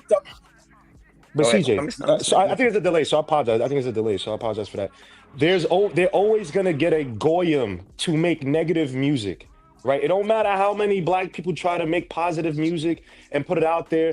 The labels, which we don't own, will say, let's get the negative music. When I tell you, the people who don't look like us listen to our music, know our dances, like the ratchet-ish more than we do. I'm telling you, I'm not, bro, when you sit up there and say, they don't praise that stuff, bro. I don't disagree, Reaper. They used to say that Robert De Niro, if you listen to some interviews from certain people, they would clown Robert De Niro because they said that, this dude really was thinking he was a gangster walking around just because he did a few movies. So they glorify, but the only people that get put on display like that are black people. I'm telling you, white people, Indian people, Asian people, they love ratchet black music, bro. One of my good friends. Exactly. I'm not disagreeing, though. I'm not disagreeing, Reaper. Don't make it seem like it's only us. My bad. Go ahead. My bad. We're the only ones that they listen.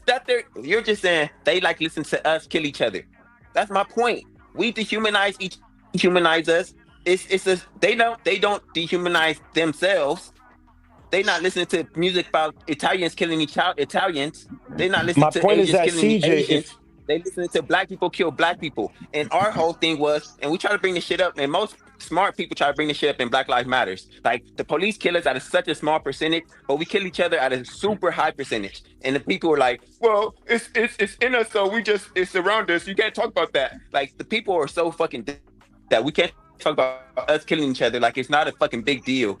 It is a fucking big deal. We dehumanize each other at a huge rate, and I agree with Ham, and I agree with Cheek at the same time. Like people care about the people that die around them, of course, but the people, it's a crazy. I'm talking fast too, so I'm gonna slow down. Go Can I ahead, just speak Reaper. to the dehumanization thing real quick before you move on, DJ Ham? Yeah, I was gonna ask you a question, Oh, go and ahead. then you can expound. Yes, sir. SMD, is that the worst thing you could say to a nigga? Yes. Absolutely. The nigga take your head off. Do we be surprised? No. Should we be killing niggas over words? We shouldn't. But that's the reality of it. But we shouldn't though. We shouldn't. But this is what I'm expounding on. The fact that an SMD could get you killed and niggas like, you should have not said that, bro. But that's the part. Well, hold on. Hold on, Chief. You done enough. No. Go ahead, Reaper. Excuse me. Yeah, it shouldn't be the case, but I feel like other people have those same sensibilities. They just not on display like black people are, right? So it's like the whole, like when we talk about the N-word, oh my gosh, I should be able to, it's like every other group or most other groups have a word that you can't say that they can say amongst themselves, but they're not displaying No, like they us, don't. right? They do Yes, not do that shit, Reaper. Bro, Mexicans don't have a word that amongst each other, but everybody else CJ. I have observant J people friends that if I say the K word or the HEEB word, they will fight me. But I've heard them joke. At least you don't even know the words. Look at you. If I say it, I get in trouble with them. But I've heard them joke on each other about it. Italian, at least the old school Italians. If I say the G word, GUI, whatever word, they will want to fight me. But I've heard them call each other that in a joking manner when they eat amongst each other. That's what I'm saying, bro. Black people are on display, but yet other groups have the same stuff that no one talks about. Korean people, if you say a certain word, no one probably understands is horosiki, right? They will want to fight me for saying that, but I've heard them call each other that. That's what I'm talking about, bro. We black people, and I say that we don't know enough, but it's like we're kind of closed-minded, understanding like the things that we talk about, that we go through, other people doing the same thing, like the dehumanization thing, right? When Hamp was talking about how black people we do, and I do agree to a certain extent we do it, bro. But I've been around white people in high school who they're making jokes on some of the most horrendous ish. The whole what's it called? Insult comedy comes from them. Where they disrespect each other. People have died, passed away. Anthony Jeselnik is one of the biggest comedians. He made a living doing that. Greg Giraldo made a living doing that, right? But yet it's only black people. We don't. No, every Western society. I think a lot of people in Western society, if they're not social constructs in place, right? Church, religion. I'm not saying it's good. I'm just saying certain social constructs. People disrespect each other all the time, right? That's why you could joke about Jesus Christ, blah blah, but try to make fun of Muhammad in front of some Muslim people like South Park did. You get checked. Western people are largely desensitized, not just black people, it's all of us. Reaper, you think the Muslims make fun of Muhammad in a little group? No, that you just heard what I just said, bro. I said that if they're not certain social constructs in place, right? People overstep their bounds. I just made the example with a Muslim person that you can't make that joke because they don't play around with their religion. But in Western society where everything's free flowing for the most part, white, black, Indian, whatever, bro. A lot of people may sit up there and say, "Oh my gosh, that joke was disgusting." Behind the scenes, they saying some most horrendous shit. But Reaper, so let's say we acknowledge the point that they do it, right? But it's not sensationalized, nor is it seen at the rates in which it's seen for us. Mm-hmm. That was going to be my next point. I would argue, even if they do it, we do it more. Yeah. On the front page, you can say nigga. You can't say the other shit though. You can't say the K word, right? You can't say kike, spick, wetback, all that shit. The F word. We used to love that word. Yeah, that was the best word ever. You can't say faggot, right? If that's the case, then why are we so damaged that we allowed it? Why are we so damaged as a race, as black people that we allow that? Is it that point that we invite everybody to the freaking picnic and then we just allow everybody to come into what we got and we share a lot with the expectation of those individuals sharing things and they don't, and we get mad and upset about it when they don't? Nah, it's like Ham said earlier. Everybody has a price. It's monetized. You get paid for it. You get paid for it. You get paid to spew all of the negative things and make that the representation of black people, black men specifically. And now we're seeing the uptick. So fantastic. So are we in the lower end of the total pole when it comes? Are we the cheapest to sell ourselves out?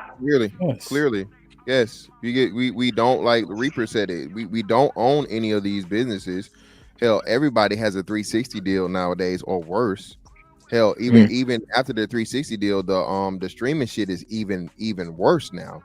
Why? That's why a lot of these artists sold their catalogs. A lot of these artists sold their publishing because you went away to the point now of where you can't even really make money off of an album no more. Nobody does albums. Nobody's purchasing albums. Your best way of making money now is your shit going viral on a TikTok stream or something. You feel me? On a 30-minute feed. That's the way you do make your bag. So that's why the way, and because we don't have control of the game, ain't no more Berry Gordy's, ain't no more Motown.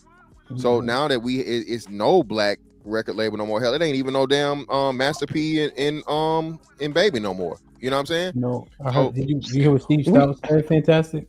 No, what did he say? He was saying talent and fame don't need talent anymore. Yeah, don't. They were once married.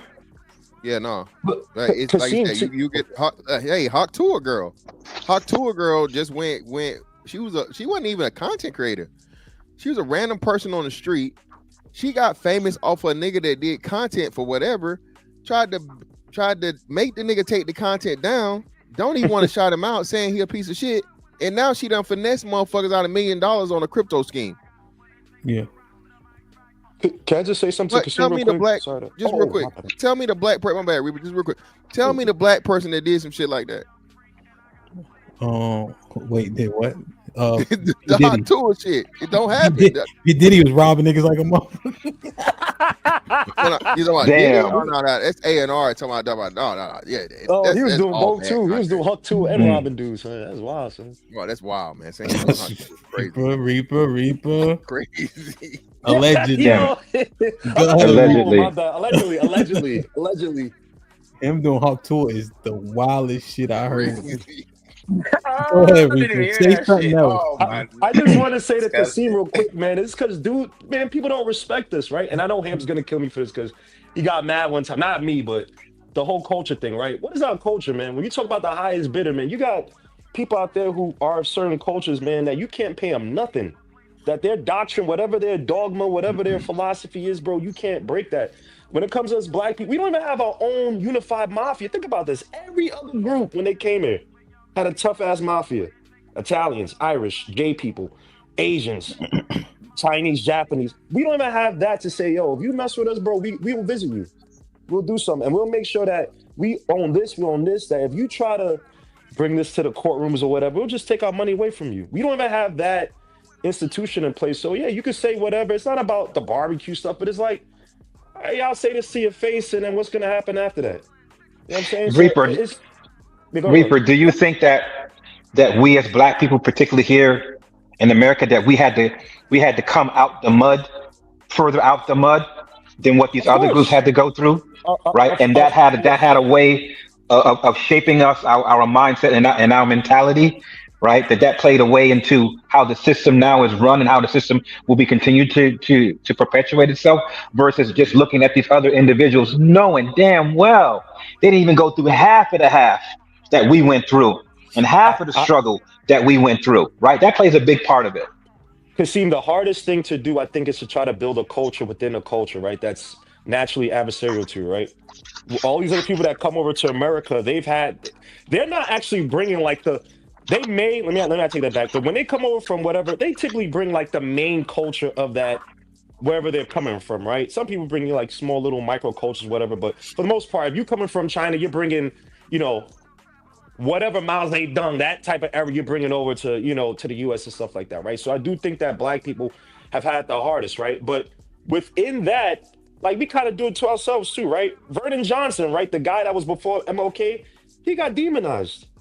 And he was the guy telling, yo, we should need to be self-sufficient, blah, blah, blah. So whenever we have that, I don't know what it is, if you want to call it agents, if you want to just call it that we're not truly unified for whatever reason, like I don't know if we could just ever build that type of culture while we're in America. I don't know. I just think it's too tough right now. It's like we're diluted. You know, So everybody got their Rico, own ish. So my bad. well, let's walk. I mean, what you saying in terms of, so what impact does slavery have on this coming out the mud? In your opinion? Well, for the people who are actual from slavery, right? That's a whole another topic within itself. For the like, you're coming here and you don't have that framework, right? You coming from another country and don't have or you've lost the framework of what your culture was, right? What your the power of the tongue and stories that have been passed down, the way of life that you've learned or your parents, your ancestors have learned from years ago, right? So you don't have that backbone. A lot of people when they come over here, they following what their parents did. They don't know how to, a lot of these people are failures in real life, but they had a culture that said, you know what, you dumb as shit, go run the store, go do this, right? So they have that framework. People don't have that framework. You trying to build it, you lost. So, and then what do you think about Jim Crow? This sounds crazy. That was actually a reverse opportunity for you to actually build your culture, right? Where they said, yo, go fuck off. We don't want to be with you, right? We don't want to be a part of you. They gave us time, and I'm not blaming anybody. I'm just saying the reality of things. They gave Black people time to say, yo, let's figure it out ourselves, right? So that's where you see hospitals, schools, banks, those things were starting to build. But then people said, no, we want to be integrated, and that kind of threw a monkey wrench in what was actually a reverse blessing for Black people, right? To go build your culture away from everybody else or from the white people. Some of those things were attacked, right? What do you think about allocations? So, like, let's say you take New York City as an example, right? And you give the Irish the police stations. You give the Italians the fire stations. So you give them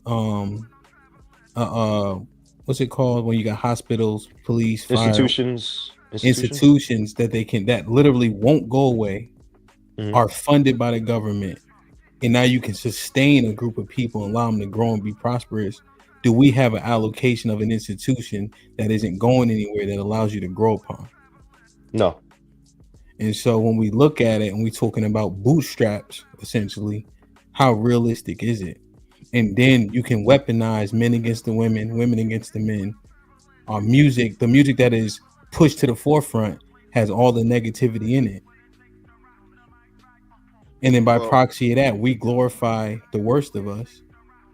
And therefore, dehumanization is almost imminent. Well, bootstraps still is a reality again, especially nowadays. I can understand the lack of the bootstraps argument to where you were purposely and legally prevented from doing things, but nowadays there's no excuse, and that's the problem. I think again we dwell too much on the past and going back. What Civil Rights Act now is 60 years ago. Well, you're 2025, so literally 60 years on in a couple of weeks, 60 years on the dot, right? But we don't have families though. Whose fault is that? Ours.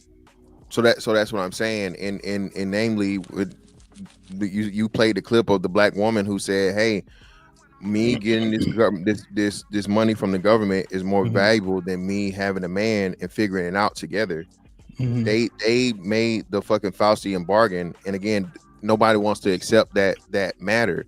The reason we ended up here is because, and again, not all, but a substantial amount of people, took advantage of this, and then the mentality spread. I forget who the comedian is. We played into it, right? We saying, shit, you better off with the government money as opposed to mine. Then we gonna have to do what we gonna have to do. Yeah, Dave Chappelle. It was Dave Chappelle that said it though. He said, "Son, we're not poor. Poor is a mindset. We're just broke." And I think people got that dependency. Huh? I think we're broke. Yeah. Yeah. But as you said, we had a poor mindset back then, and it spread out to be like, well, hey, I'm getting this free. I'm getting that free. It's free. So let's do it. Well, what do you have to do it? Oh, well, the man can't be in the house and all this other shit, and I mean, I think it spread to too many other people, and again, the women started using it as leverage. Well, but it's fantastic though. But look, when we say it's a mindset, right? When did the families dissolved in the 80s? How many years is that? From 65, from the institution of welfare is 20 years, so that's like almost a whole generation. That's what I'm saying. Is it really realistic? Like, let's be honest, right? Like, who's going to be able to actually pull themselves up in just one generation when the generation of the boomers was selling all the property that then lends itself to actual wealth, right? They had a mentality, let me sell it quick as opposed to sitting on it, pause. And now we don't have anything. So now these generations are literally starting over. Well, no, I don't. Land is what got people where they are overwhelmingly. The most millionaires for black people come from real estate. land and real estate. Yeah, I got you. But that's what I'm saying. So that, but the thing about it, with this generation we had to overcome sold all the houses. So now we kind of starting from scratch. And the reason why I think I can make this argument better is because I'm not doing bad. So I'm recognizing what's happening to the majority of people, because oftentimes we're outliers telling people to do it. But how realistic is it? It's extremely realistic. Yeah, you ain't human. Remember, but no, it's extremely realistic in modern times because, like I said, it's doing uncomfortable things or the things that we know to do. We just don't want to do them, bro. If you live within your means, again, 100K is plenty of money. Okay, if you live within your means, 100K is a lot of damn money. Because you know how? Because only 10% of people making it, or 15% of people making it. I think it's like 10% of black people make it. So it has to be a damn. But let's go slower though. But except for, right, it's a lot of money until you live in a city, and in like New York, 49% of us live in cities though. No. Yeah. What cities? The big ones. Oh, I thought it was the South, not the city. Yeah, the South. So the majority, the majority. 49% of us live in urban areas. Nah. Well, the vast majority of black people clearly live in the South is over half. Okay, and we know the like only I think. Let's look it up first. Y'all saying no? Yeah, no. Okay, we look it up. I'll pull it up. Yeah, I'm looking it up now. Also, yeah, because some of them. Go ahead, Chief. Damn, my stomach hurt. Got you right here, good brother.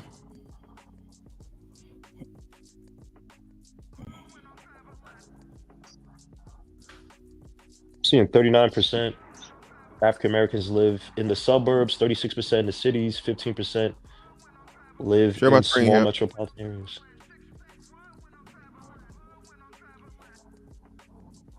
What do you? I don't understand. Where do most African Americans live? Most African Americans in the United States live in the South. No, I don't.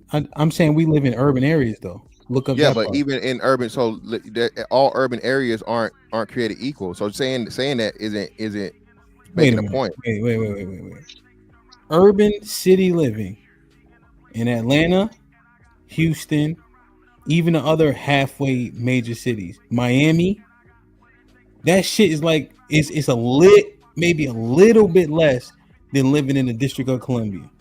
Yeah, and what I'm telling you is, again, that is half of the people here don't live there. Yeah? No, I'm saying I said what I say. 49% of people live in the cities. What is it actually, Reaper?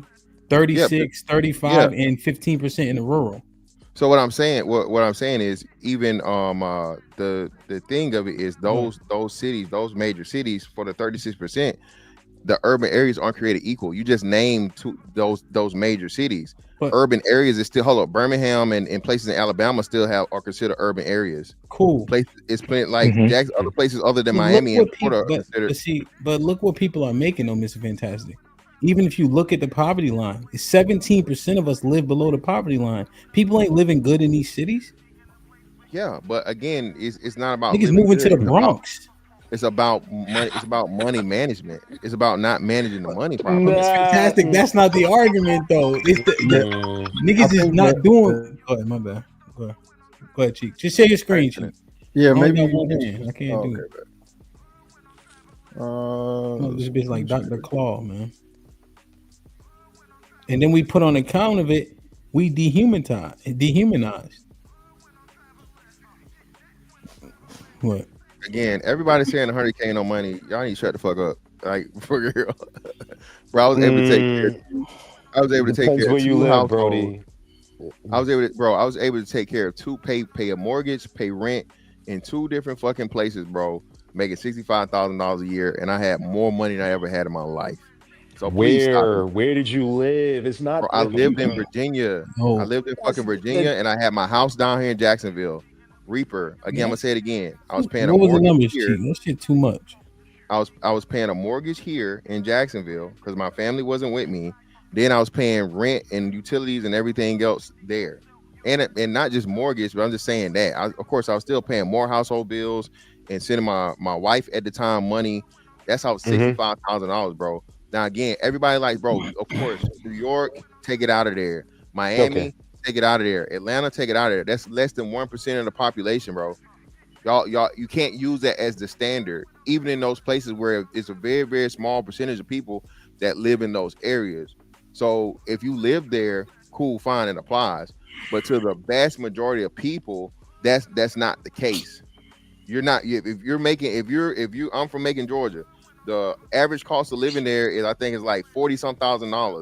If you making $60,000-$70,000 individually, that's household income. So that's even if you got two people working. That's what I'm saying. And Is that the especially average? I was gonna ask if it was the average in Macon. I don't know the average. Yeah, the average is like 40 something. So what I'm saying is, especially in the day and age of the remote job, brothers out here getting these IT degrees and things and so on and so forth, making this motherfucking 45 minutes south to an hour south of Atlanta. So go ahead. Let me apologize for derailing the conversation. That's on me. And now we arguing over how broke niggas is. Well, niggas, my thing is niggas is not as broke as niggas are, as it niggas don't know how, don't care to use the proper financial stuff for the money they have. No, I know. But what I'm saying is, we were talking about dehumanization. Now I had to get y'all straight on niggas living in the cities, and then I don't feel like being right no more. That's the nigga you was wrong. Why you said that?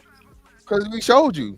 No, you said South, nigga. I seen you manipulated it up in the text. I didn't manipulate nothing. Yeah, I seen your Google search. It said, yeah, you said South, fantastic. You said South. Yeah, it said most. You said South. I seen his shit say most black people live in the South, right? Yeah. Yeah. Urban. It didn't say that. It It said same where shit do with most my African state. Americans live. You did the same shit with my state. Most African Americans live the South, nigga. You know the Hey, I scored the highest bro. on my math test in high school. You motherfucker, put, in the but school. Miss Fantastic, you put So right me at and the end of Fantastic, it. we there, brother. What? Fantastic, you be manipulating shit. Manipulate what, nigga? You saw what it is. Thank you, Mr. Williams. Fantastic, when that Texas, shit was Texas dead has- wrong. hold Mr. on. Williams already Texas said it. has That the means it's largest true, black nigga. Leave it alone. Hey, y'all not finna do Damn my it. defense attorney like that, man. And my Hey, I'm gonna co-counsel. tell you what we ain't gonna do. Keep looking at that dude. That do-rag ain't shit, nigga. You stop at the gas station. Yeah. Hey, let my shit be, bro. Why You get shirt. You probably get shirts from the gas station. Damn it. Gas station cologne, all types of shit. Hey, motherfucker. Damn, man. So okay. Do you think that we are dehumanized as men? Let's say what we focused on the black men, like specifically with the last couple of things. But I think that's bigger than what the women do. I think how men see one another, treat one another, what we expect from one another is more dehumanizing than women taking advantage of the standards that we set. What you think, Hasim? Dehumanizing is that's a powerful word, Hamp, right? And the only thing that I can think about is how we are brought up as men, right? To be tough, don't cry, suck it up, drive on, move forward. And as I really think about that, like particularly like in the military, I remember basic training, seeing big grown men cry, at their bunks and wanting their mommy and things like that. And I think just as being men, we understand the pressures of society, that we have to be tough, right? Because we are the leaders, right? And leaders have to show particular attributes as far as resilience, strength, fortitude, because I tell my staff here all the time, like, listen, when y'all see me panic, then you panic. You don't see me panic, then everything is cool. And I think it's not necessarily a dehumanizing thing. It's a way of dealing with things and problems, issues, and coping with it and knowing how to manage and coexist with it, right? And every now and then you have to put it in different categories in order just to get a little bit of peace, a little bit of sovereignty from it. That's just my opinion. Okay. Can I say something? Go ahead. I agree with Kasim. So, man, we do that to prepare each other for the real world. Feel me? Like, nobody gonna care about you crying, bro. They gonna really make fun of it, and so on and so forth. But women, they use men in a different way. They dehumanize us in a different way to where we're just like lapdogs to them, or like trained dogs to where they want us to sick. We gotta sick with who they want us to sick. We gotta do what they want us to do. So I think it's a different type of dehumanization. I don't even think the men are dehumanizing each other. I think we just preparing each other for the real world, like Kasim just said. And we're also a natural offset, right? Like this sounds brutal, but when something bad happens, I don't like being in a room with a bunch of people just crying, right? You need like a stabilizing force, as awful as it sounds. I'm definitely not trying to dehumanize men, but I think naturally, and I hate using this word, but yeah, the whole idea of being kind of like stoic naturally just comes off of men, where it's like, okay, if someone passes away, something bad happens, the mom, the woman are crying, but then the man is there to say everything will be all right, we'll move forward, right? To kind of get over that. I know it sounds terrible. I know people are gonna kill me on a panel, but I kind of feel that way. You feel more like, all right, let's get all out now. You know, the moms are crying and everything, but you know, if a man, not to say men can't cry, but if a man is just emoting with the woman just as badly, and it's for everything, you feel like, damn, son, I feel like, are we ever gonna get over this? Are we ever gonna move? And the opposite way too. If no one's really emoting, is like, damn, we got some issues. Someone passing, no one's feeling this. No one's, you know, we're dehuman in a way. So I think there's a natural balance with men and women when it comes to this. But I don't know. Might get in trouble saying that. Mr. Williams, you were shaking your head when CJ was talking. Now I'm not really surprised because it was him talking, but did you actually agree with what he was saying also? Disagree with? I think we kind of we trying to coddle this shit right now. We do dehumanize each other. We do it. I don't know why everybody don't be on some bullshit. Tell the truth. We do. Even now, look on the panels. Old heads speak. What do the young boys do? That's an example. We not only dehumanize each other, but we do it to our women as well on a daily basis. Where do you think the women follow their lead from? They follow it from us, no matter how you look at it. They do. They learn this shit from us. This started with the boomers. Then it made it even worse with the Gen Z, my era, even the people that was born in 69. Look at how everything has played out. I've been thinking about this shit for a while now. And then my generation screwed it up for you all's generation because we started using the excuse of with these children, oh, I gotta give the kids what I didn't have, even when we had shit. When I grew up, we came from the nuclear family, but we did use it as an excuse for what's going on now. Look at it.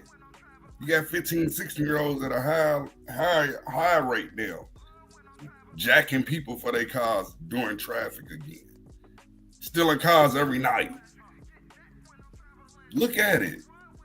We will shit on each other right in public and everything, and then sit there with a straight face and say, no, it ain't the men doing it. You goddamn lie. Can I address what he said?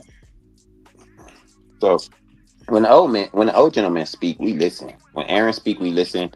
Like, he get mad when we disagree. Because I shake my head no while he's speaking, because he say something I disagree with. He say, why you shake your head no? See, you're not even listening. Like, bro, I'm hearing what you're saying in real time, and I'm disagreeing in real time. Let me finish. Don't interrupt me, brother. I didn't interrupt you. When in real time, I'll shake my head no. I wasn't finished. That was the whole thing. I haven't said nothing. My apologies. Go ahead. But go ahead and finish, I ain't brother. said a word. Go ahead, my bad. Listen, but that was my whole point. I took a pause, and what did you immediately do? Oh, no, I didn't do it to earn. Wait, you take a pause. Oh, my God.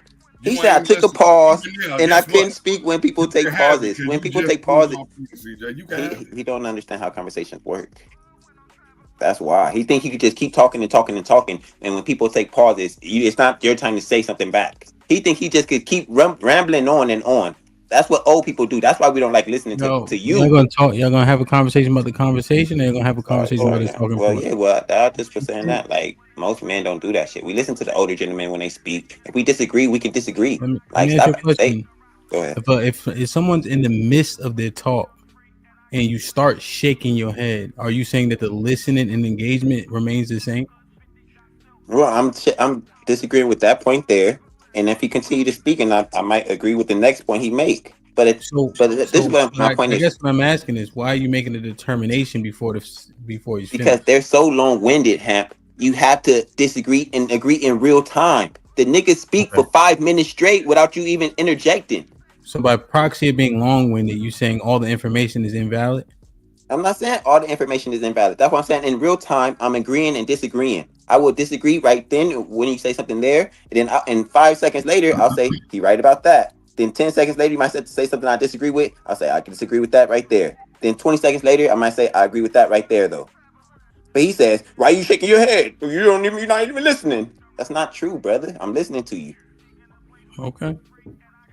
All right. So you're saying that. So you were disagreeing with him saying that the older gentlemen they get respect. Yeah, we respect the older gentlemen. They just so fucking long winded and like I ain't gonna say names, but niggas just talk too long. They long winded and don't listen when people say, "Hey, let me interject." They don't let you interject them, but they want to interject you all the time or interrupt you or whatever or you want to use. They want to keep they do that shit all the time, man. That shit is annoying as fuck too. I'm not finished. I'm not finished. But when you're not finished, they want to keep interrupting. Like, motherfucker, I'm not finished. But they think it's cool. They dumb. No offense. It was offensive, but I'm sorry. I can't help it. Yeah, that's kind of fucked up, CJ. Go ahead, I'm Chief. sorry. They're not dumb. They just inconsiderate. I think we're using the word dehumanize in the wrong context, right? I just needed to read to make sure. So this theory, well, the third dehumanization theory, right, says the theory suggests that dehumanization occurs when one person or group fails to acknowledge, consider, or account for the other person's mindset, right? I think in most cases, I think most people try to be understanding, as understanding as they can be. It's only in context of threatening situations where I've seen men just completely dehumanize and take away the humanity of somebody else. Typically in times of violence, times of war, opposition, like, you know, sometimes even in sports, right? We consider these, like Ndamukong Suh is known to be a jerk. What's his name? Vontaze Buford, or the linebacker for the Cincinnati. Yeah, Vontaze Burfict. These people on the field are known to have dehumanizing tactics in order to get to where they got to go. But when they're off the field and the context is over, then the humanity comes. Same thing with John Jones. They would always ask, "Why do you attack people's knees?" Well, we ain't here to hurt each other. I can't care about your knees when I'm fighting you. But is that a perpetual state or mindset? I don't think so. I think the reason why a lot of times, especially when it comes to black men that are in a particular circumstance or situation, is due to the survival area. They're tapping into something that they think they got to do. There's a reason why if you go to the hood sometimes they got sticks everywhere. Why? Because I can't care about this person in the car because I think he's the human. I have to do what I have to do. But when you go to Wall Street or you go to an office or the gym or somewhere where the violence and none of those things are an actual threat, you start to realize, hey, I can have a conversation with him, and I'm not dehumanizing. So I don't think it happens on a mass level continuously, perpetually. I think it happens in a certain context that we just try to make and maintain that it only happens or it always happens only to this group. Okay. I mean, you just have to reconcile that with motherfuckers grabbing a purse, crossing the street, and etc. Because these niggas is looked at like animals. You said what now? What part? That last part. It clipped a little bit. Because these niggas is looked at like animals. And then you were saying when they look across the street. What did you say about across the street? Cheek, come on, this. I got my real microphone back. Yeah, but should they be though? Well, hold on. But Cheek saying this happens in specific situations. Bontez Burfict, no. They were calling him an animal before, during, and after the game. He's unhinged. The hit on AB? AB and more. Bontez Burfict used to play like that every snap. But after the game to him, I never heard of before, Vontae's during, after. Why you think Bontez don't got a job now? Oh, You got I know because he's older now. After the game too, even after Yo, the game too, like Bontez Burfict is looked at like a fucking Neanderthal. LeGarrette Blunt looked at like a fucking animal, right? You don't. Hey, John Jones. No, John Jones got a screw loose, nigga. When they see niggas like Mr. Fantastic walking down the street, I gotta shoot him. Wow. I mean, that sounded crazy, but I'm just saying. Are you bullshitting? I can't listen. I can never be a Charleston White. I could never be out here and be flagrant with niggas. I'm getting shot off rip. Yeah. You feel me? Whenever niggas load up they pistol, cheeky, it's for another nigga. It ain't for nobody else. It ain't for Well, but you keep saying it's for another nigga because niggas is the threat. Yeah, but if it's white people, That's what I'm saying though. The value, how we're looked at, how we look at each other, is less than. So dehumanizing may be hyperbolic, right? But what we're getting at is how we're seen, how we're valued, how we're looked at. That's the overarching point. Okay, so you're speaking more so on the perception, not the actual. Okay, Yeah, I think I get what you're saying. Okay, I think the actuals may be in terms of the actual definition of the word. Yeah, it may take a tad bit more, right? Okay, but you're just speaking on how we perceive one another more In so. the earth. Okay, Yeah. I think if I'm looking at that solely, I can understand what you're saying. Yeah, and I think I would agree, just because for me it's not just black people. I've been in other environments and white people. Everybody's a threat in my head. So I don't have if I had to ever pull up clutch, it's not because I'm thinking, oh, he's black. Nah, it's just, who are you? I don't know you. Who are you? No, I think that I want that to be true, but it ain't. That's fine. Right? The group of fucking skater Jenko jean wearing white boys walking down the street, you don't see them the same way as you see a group of hoodie down niggas, because that's just the dress code. And that's where I think is a difference in age, because a lot of these underground artists, a lot of these underground rappers that y'all don't know anything about or hear anything about, these opium, they wear goth shit. But no, we know. But you got shit twisted if you don't think in that fucking dress or skirt of his, he don't got some shit packing. That you can't. Hey, yo, that sounds crazy. Crazy. Damn it, man. Oh, what the fuck just happened? You good, bro? Nobody said nothing to you. You were just you had the mic. Damn it. Why you did that? He got a gun. Oh my God! God! I did that to you. Nobody was saying nothing. Nobody Chief. even. That's the wildest shit I've ever heard in my life. Now, Mr. Fantastic did say he eat niggas under the table, which was crazy. Oh man! But that you left Diddy's party too late.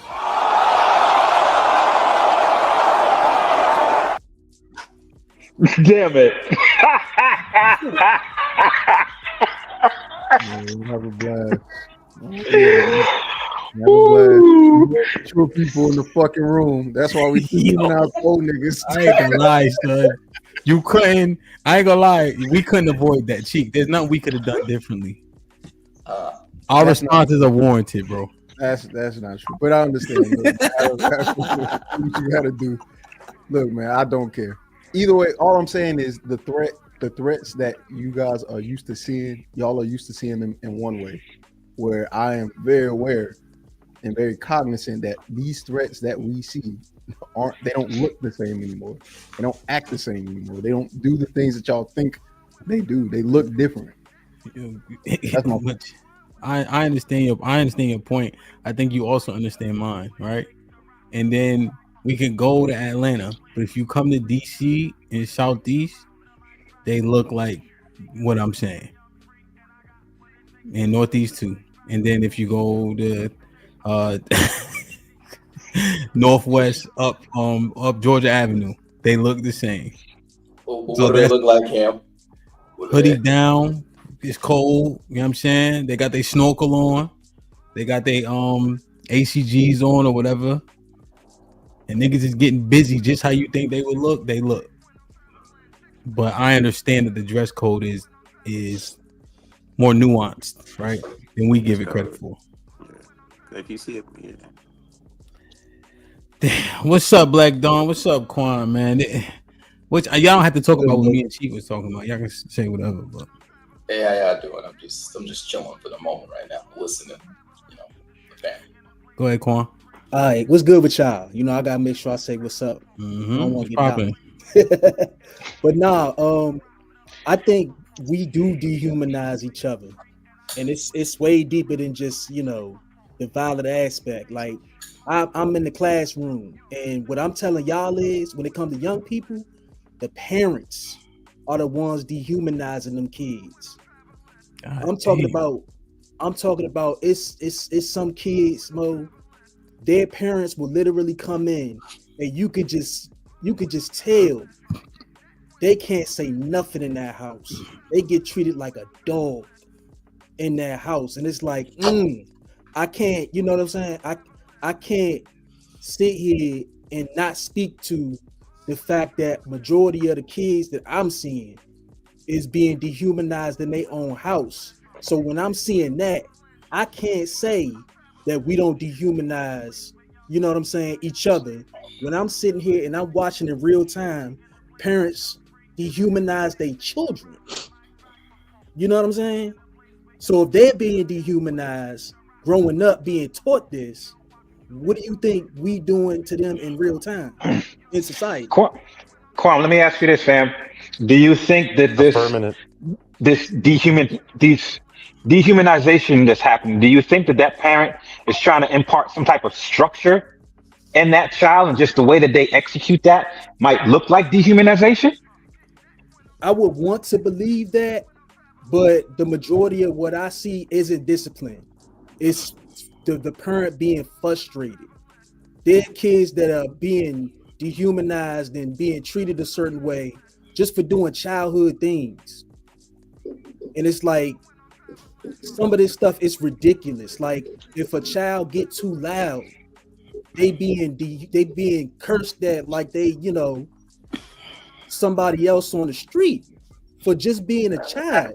That ain't got nothing to do with discipline. That's me as a parent. I'm frustrated with my life, and I'm taking it out, and I'm dehumanizing my child. You know what I'm saying? I'm just say deuces real quick, bro. Deuces to everybody. All right, CJ, be safe. We'll see you in 5 minutes, nigga. You hit the link again. You know what I'm saying? So I would love to say it's some discipline going on, but what I see with my own two, if you being yelled at for just making a mistake, a childhood mistake, that ain't discipline, bro. That's dehumanization. If I get too loud as a child and I'm being yelled at, being called names, that ain't got nothing to do with nobody's discipline. That's, I'm frustrated that I gotta do or be a parent. And that's, I would say that's 85% of the children that I interact with. That's not abuse. That's just a different parenting style. Some people just have different parenting styles. Nah, that's what I heard on the other panel. I would love to think so, but if I'm playing with my toys and I get a little bit too loud, why do I gotta be a BA or this, that, and the like? It's kids getting cursed out. Quan, sometimes just parents nothing. parents sometimes they just don't get it right. You know, they're not I perfect, get that. but it's, just It's a difference parenting between style. I'm not getting it right as a parent, and I'm getting to the point where I'm frustrated for you being and doing human shit. Well, Like it's hold on. kids Hold on, getting Quan. cursed out for Hold going in on, their Quan. refrigerator. Hold on, Quan. So, Black Dawn, you said sometimes, right? I don't even know. I'll throw that away, right? But you saying kid, 8, 9 years old, you bitch ass nigga is not getting it right. That's what I heard on another panel. It's just No, you. Me? Hey, parenting styles, they just vary. I mean, sometimes you gotta sometimes you gotta just have Black Dawn, other take this random walk with kids me. in there. Take this walk No, with me. real quick, I'm just saying. Sometimes you gotta have other kids in the neighborhood, beat the shit out of your kid. I mean, that's just a different parenting style. That's what I've been told. Being facetious. Now you, bitch ass nigga, where does that fit in? Fuck that up. I shouldn't have said that. Where how does that? How do you? Hey, get Hamp, I got the perfect thing for you, Hamp. Give me a second. I'm gonna show you. Yeah. What? You got a video? I'm just saying, I mean, that's what I saw last time on this panel. What do you think? What do I think? Yeah. I think that's just crazy. That is dehumanizing. That's just wild to me. Sorry. Jesus, I'm telling Christ, you, asshole. I'm telling you, I'm in the room. I'm talking about. Oh, go ahead. Y'all, I thought I was cute. I started before my daughter called me ugly. Watch till the end. Watch your motherfucking mouth. Get the fuck out of my goddamn room. Your little grown motherfucking ass. You fucking ugly. God damn. Yo, you see her neck? Bro, that shit look like a slinky. Bro. She got popped for telling the truth. She ugly as hell. Looking like a fucking Goomba. Looking like a Goomba off of goddamn Super Mario. And she's only talking like that because her mom probably talks like that. But that's what I'm saying. You ugly. She's at the end. She called her daughter ugly. But that's what I'm saying. These is how kids is being raised, and y'all telling me that we not dehumanizing them. There's no dehumanization going on. Quan, who raising them? We I'm are. just saying, Nigga. Mo, We are. Remember, we the most involved fathers, my nigga. We are. Damn it. Okay, so we can't keep shifting this shit on Sunday. No, because that's crazy. We raising them. We the most involved fathers, Mr. Fantastic. Hell, I'm the most involved father, but I'm not living with my child. I can't. Yo, B. Ho. Come on, beloved. I can't. You can't have it all, B. Pause. You literally can. You literally can. Hell, this by the odds of it, this woman has a man that's involved in his child's life, but he can't be around the kid 24/7, 365. And like I told y'all got so much smoke for the quote unquote weekend dads or whatever. When damn, my nigga, if she wanted that way because she want that child support, she want them food stamps, she want that other shit. So even though she's the worst possible parent for the parent, she not gonna give them up. I hear you. I'm just saying, hold on, bro. how am I as an involved father supposed to fucking keep this ugly ass hoe from calling my daughter ugly when I'm not there in the house? You're trying to have it both ways. Stop you sleeping. Trying to have it both ways. All I'm saying is this, bro. Damn. She was ugly when you met her, no? Obviously. You raw bitch than her, yeah? Hey, unfortunately, some nigga did. And then you ain't have no intentions for her, no? Most likely not. She ugly, like you said, and hood as fuck, and violent. You went in her house. You knew she was hood as fuck, yeah? Well, not you. Let's take me out of this because that would never be me. What's the reality? You know, she probably got other kids, no? Again, she actually does. But the thing of it again, Ham, is and you was getting busy with her, yeah? The children are never. You know the Nate. Hold, I'm not done running this down because niggas is wilding, bro. Walk this shit down here. Walk this shit down. You know what neighborhood she come from, yeah? Yeah. You seen the friends what she was with when you tried to bag her at 3 a.m. once the lights came on and you didn't get lucky with nobody else, no? Yeah, man. Yeah. She had the red streaks in her hair when you met her, yeah? That's terrible. See the rings on her neck? Mm-hmm. That's terrible. How did she get there, you wonder? Hey, man, she said she was. Let me ask you a question. You ever been in a project building before? Me? Yeah. Yeah. Yeah, I've been in one before, yeah. Don't they all got that smell? Yep. Well, I know about the smell. I know they all. Yeah, they do. They do. You know the smell, bro. Yeah. They all made a brick. You know the smell. I'm gonna tell you what the smell is. It was new. It was a new project building 40 years ago. When they renovate, they paint over it, but you can't paint over because the new houses are made with sheetrock. Yeah, the new joints. Yeah, the new. Yeah, but the old shit is called plaster. Plaster maintains that smell, and you know what project closet smell like. So even when you run down on her at the end of the night, once all the Victoria's Secret spray wear off, it got that tint to it. Come on, my nigga, niggas do this. Preach, right? man, preach. Yeah, niggas know. So yeah, man. Damn, son. Damn, son. No. Let's play it. Damn, son. I fucked up. What happened, Mr. Fantastic? I ain't never had no project. I was bucked. Why you stuttering? You don't never stutter online. What happened? Yo, man. Shorty talking about she prep. Oh no, I got to talk with him. Goddamn, man. She goddamn. I think I got this. Nah, this bitch listen, that'll pregnant, never right? be me, brother. Again, I aim for the throat, brother. The throat, yeah, throat babies, yeah. They're cheeky because niggas don't care, right? Niggas don't actually care. You know what I'm gonna do? I'm gonna say, Mr. Fantastic, hold on a second. I'm gonna say, Mr. Fantastic, hold on a second. Brother. We'll put the phone next to the thing. Cause this wouldn't really be happening. And then she bear a child. We don't want to be with her, so we gotta see the child every 2 weeks, and we wondering what's up. You know what's up. Still, man, you cannot penalize the man for a horrible fucking person. You can't But then we the most involved. See, that part gets okay, sticky. you're right. And the niggas don't get the credit for getting the lawyer, the doctor, the nurse pregnant. Nobody acts like niggas is getting them pregnant too. They all baby mamas, all of them. Okay, fine. But Quan said because the majority of us ain't doctors and lawyers, 85% of the kids that he deal with is getting dehumanized. Yeah, he in fucking Maryland. DC with the most involved fathers though. At that.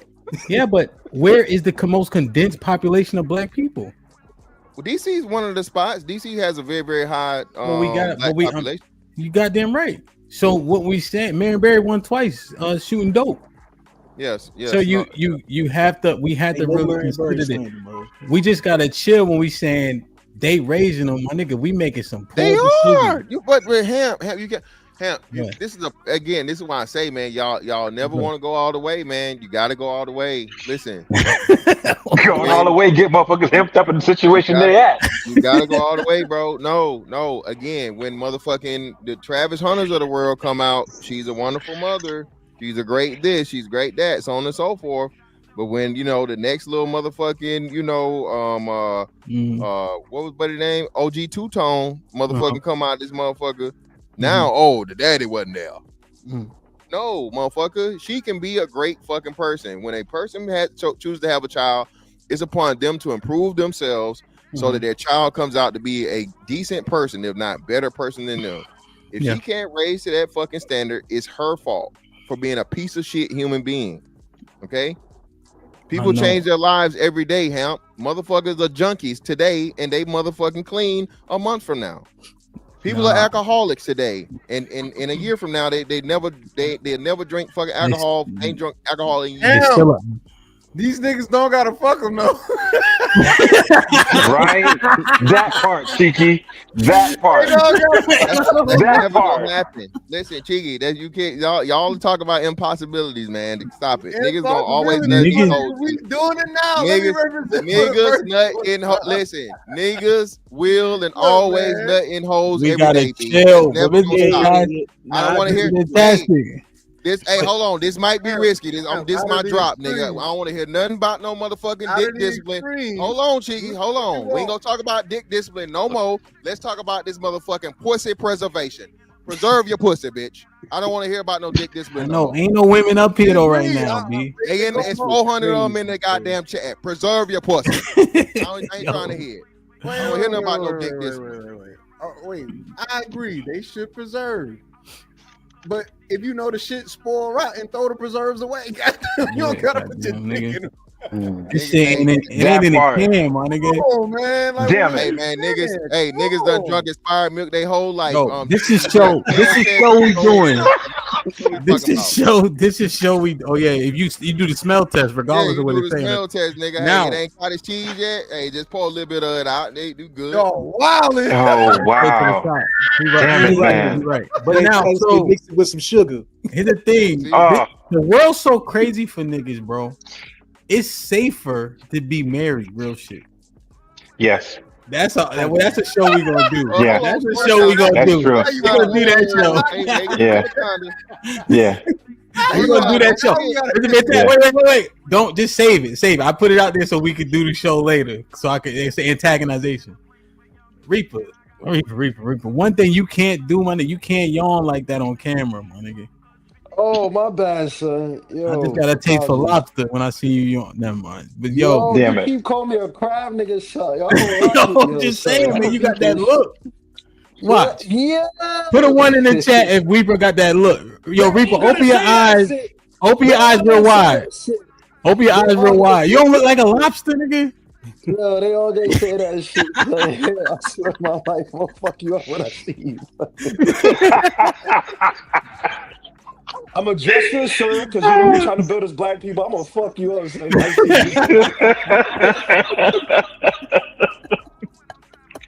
That sugar bump put multiple ones, man. Fuck you. Yo, my bad, man. But yeah, it's fantastic. I don't know, my nigga. One thing your coaches ain't teach you is that rope dope, nigga. Niggas, you taking all these punches flush. I'm good. Yeah, man. I don't know, man. Quan got the most experience. Quan, you usually see moms coming into school?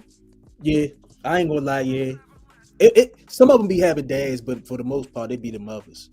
It be the mothers. And the problem is, it's like I'll tell a mom something basic, like, yo, if you could just find a way to, set up like a little corner where it's quiet and he can read, he can fix some of that. And she'll come right out and be like, why the fuck? And I'm just like, yo, why is you talking to your 8-year-old like this? Why the fuck you did it? And it's just like, no. You talking to your 8-year-old like he the nigga from up the street. And you wonder why he can't read. Mm-hmm.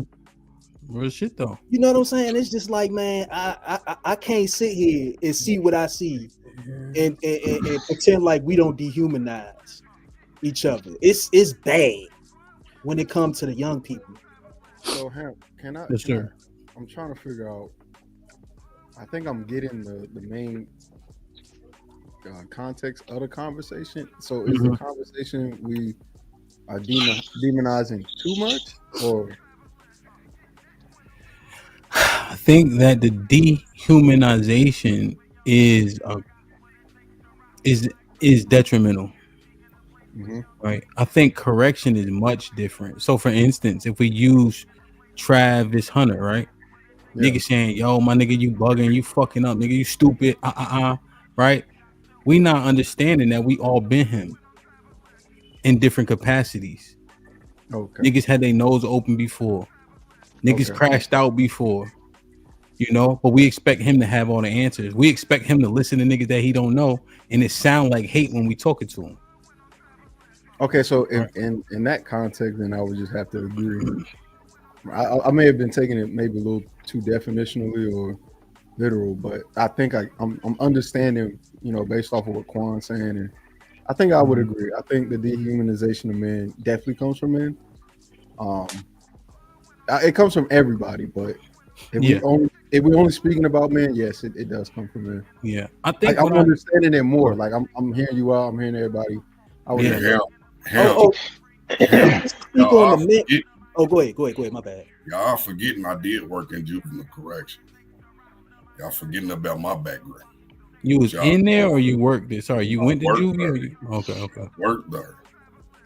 Y'all forgetting about that. And I worked for the Board of Education and dismissed charities. So I seen everything that Quan's talking about, even amplified, because we did have a revolving door of these juveniles who had those type of parents.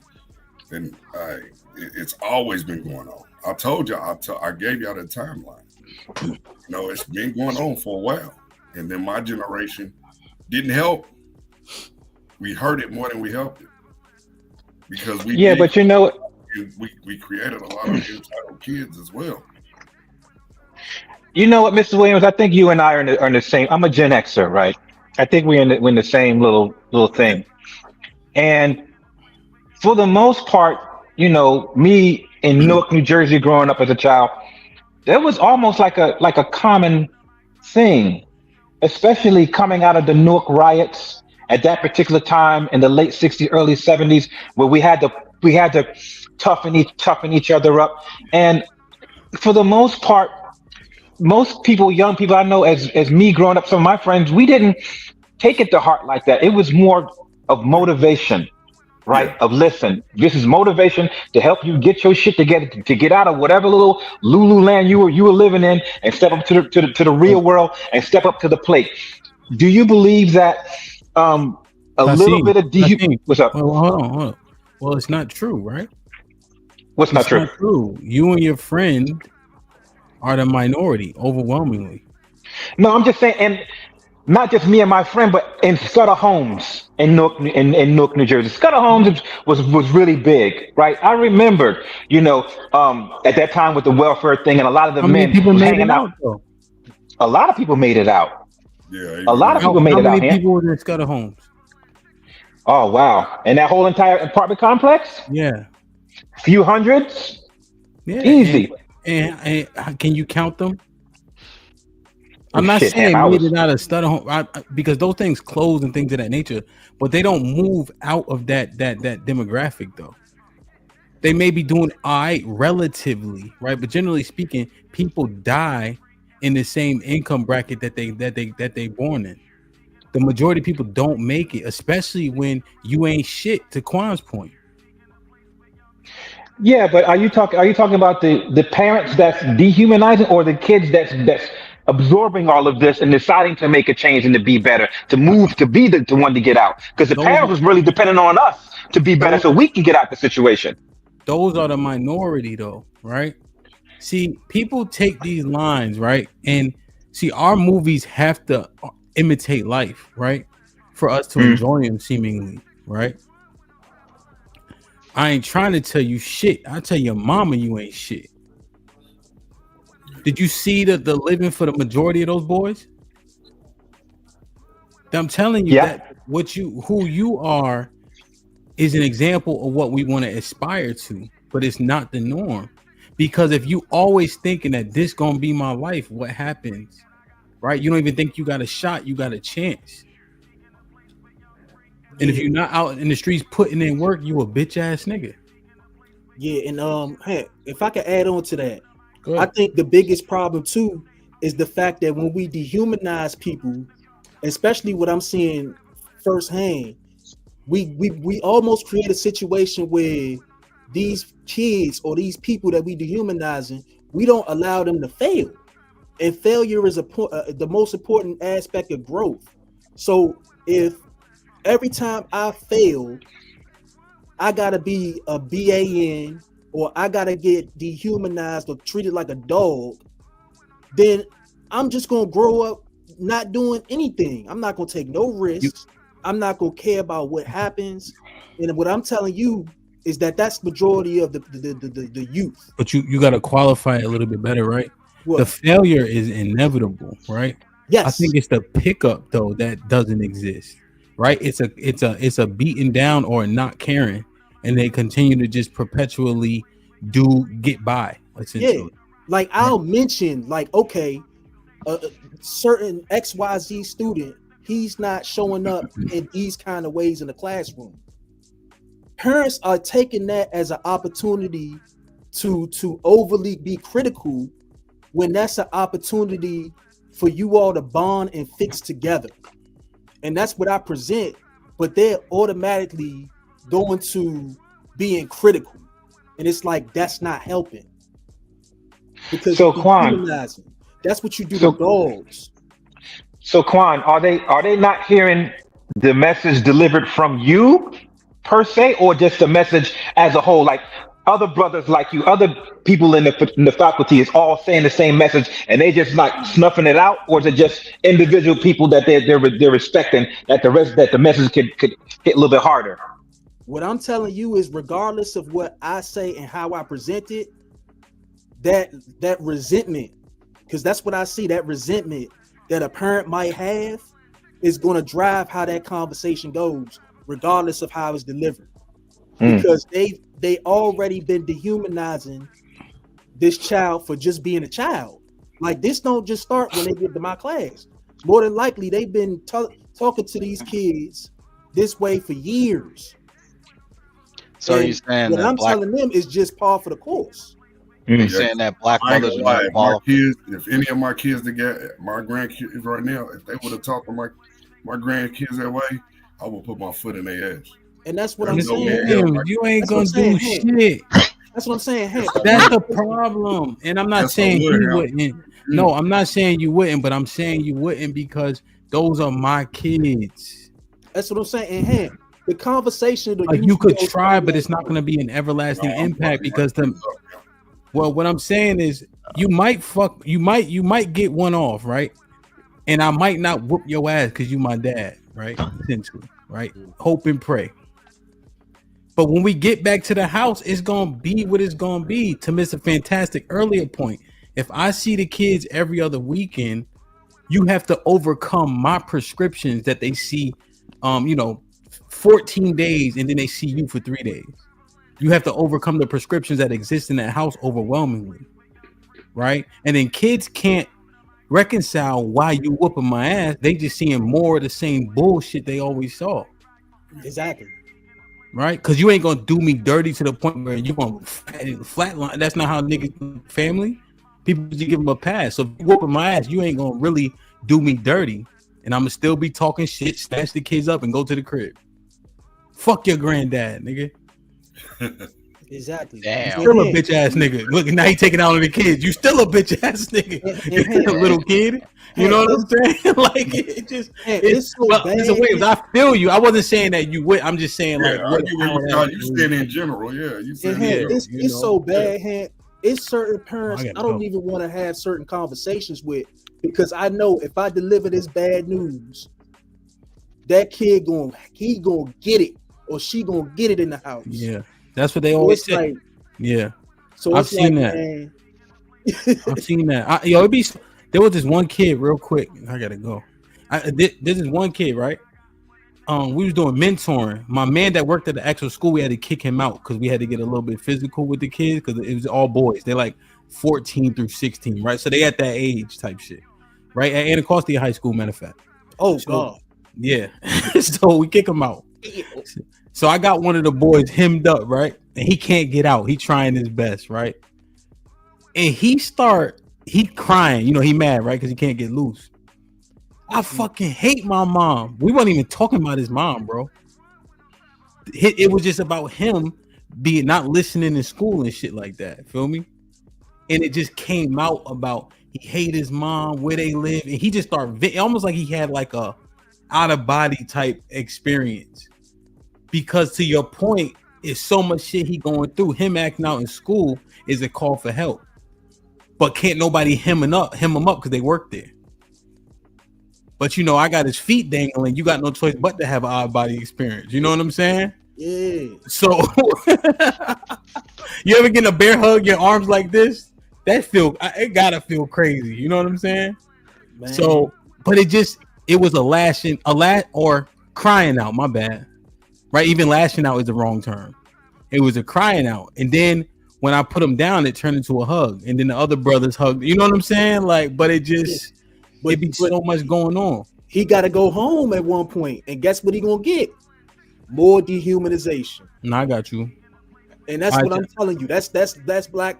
That's black. I might have to fire it up when I get back. I got to go get these stitches taken out. But this entry, because we didn't talk about the kids that much. Yeah. So just to kind of keep track of what's going on, and then I'll dip. We went from men dehumanizing men to maybe the root cause, which is the root cause and being dehumanized through parenting. So yeah, we'll come back to that. Yeah, I think that's it, right? Through parenting, and then when we talk about the women, everybody, I want y'all to keep it like make a bookmark. So let's maybe start from the root and then go to the women. The root. Just the one other part is I think the dehumanization happens on the root and from men to men, and then women take advantage of whatever holes there are in that. So they fit in their way, like it's hard to tell because men dehumanize women too, and it's bad. So that's a good. Okay. We gotta go. All right, so this is what I'm gonna do. I'm about to go get these stitches taken out. I think I got everybody contact that's up here. Kasim, your wife gonna let you come on later? Well, I mean, damn it. I do what I want when I want it. I earned that. I earned all of that. Unless it's date night, nigga. Don't act like Yeah. Kasim, where you at? Date night. Oh yeah, date night's non-negotiable. Date night's non-negotiable. I got to have it, man. Got to have it. I think that be on Wednesdays though, so I think that's why. I think that's what it is. Yeah, it's Wednesdays and Saturdays. Earn it? Yo, ain't it crazy? I know what his date nights are. That's crazy that I know that. Like, yeah. No, we have to. We're so busy. We have to take time out, man, to cultivate and focus on the relationship, man. You got to. Yeah, no, 100%. Here's what we're gonna do, man. Okay. All right, so I'm gonna return. Let's say, maybe let's hit it like 8:00. That work for y'all? Yeah. That's 9 on the coast, right? Yeah. 8, 9 for y'all, because I think a lot of people ain't working as hard right now because they got. Well, Hanukkah's actually on Wednesday also, so that's cool. It's a lot of Christmas stuff going on. Yeah, I'm gonna break down Hanukkah tomorrow. All right, so I'm gonna fire it back up at that time. Everybody good? Yeah, I'll try to do it. All right, cool. So I love y'all. Appreciate y'all. Let me make sure I read these super chats, and then I'm gonna get up out of here, man. This is crazy, Black. Like going with a $5 hint. The girl set herself on fire, quote unquote. Cheeky, quote.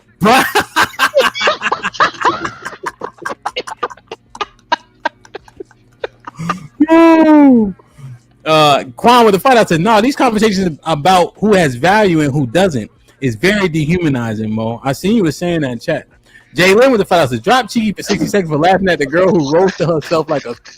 Come on, Jalen. That life with the $10 says, bruh. Salute, fellas. Hamp with poppin', Cheeky and CJ. Y'all ain't shit. Y'all kind of proving the point. She's still a human being. That was in fire, fellas. Come on, live y'all. Damn. Mike Brown been a member for 18 months. If he wasn't getting married, Travis Hunter's situation would be slightly different. Jalen with the $10 says, Cheeky, you ain't shit. You couldn't hold it for 10 seconds longer? Marcellus. Perfect. Been member for 13 months. Salute my G. Said, what up, Hamp? Big Aaron, Mr. Fantastic, Cheeky, CJ in the chat. Pray everyone have a great holiday. Mr. Fantastic, Notre Dame for the win.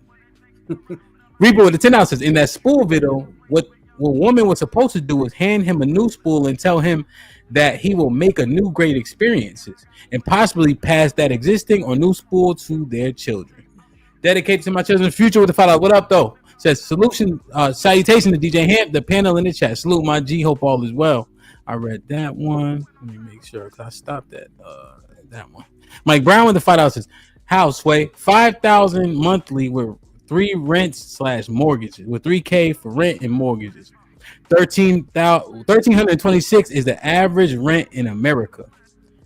Salute to Mike Brown with the $2. Hank with the $2 says, CJ sound like a voiceover for Pixar. Bravo Tech.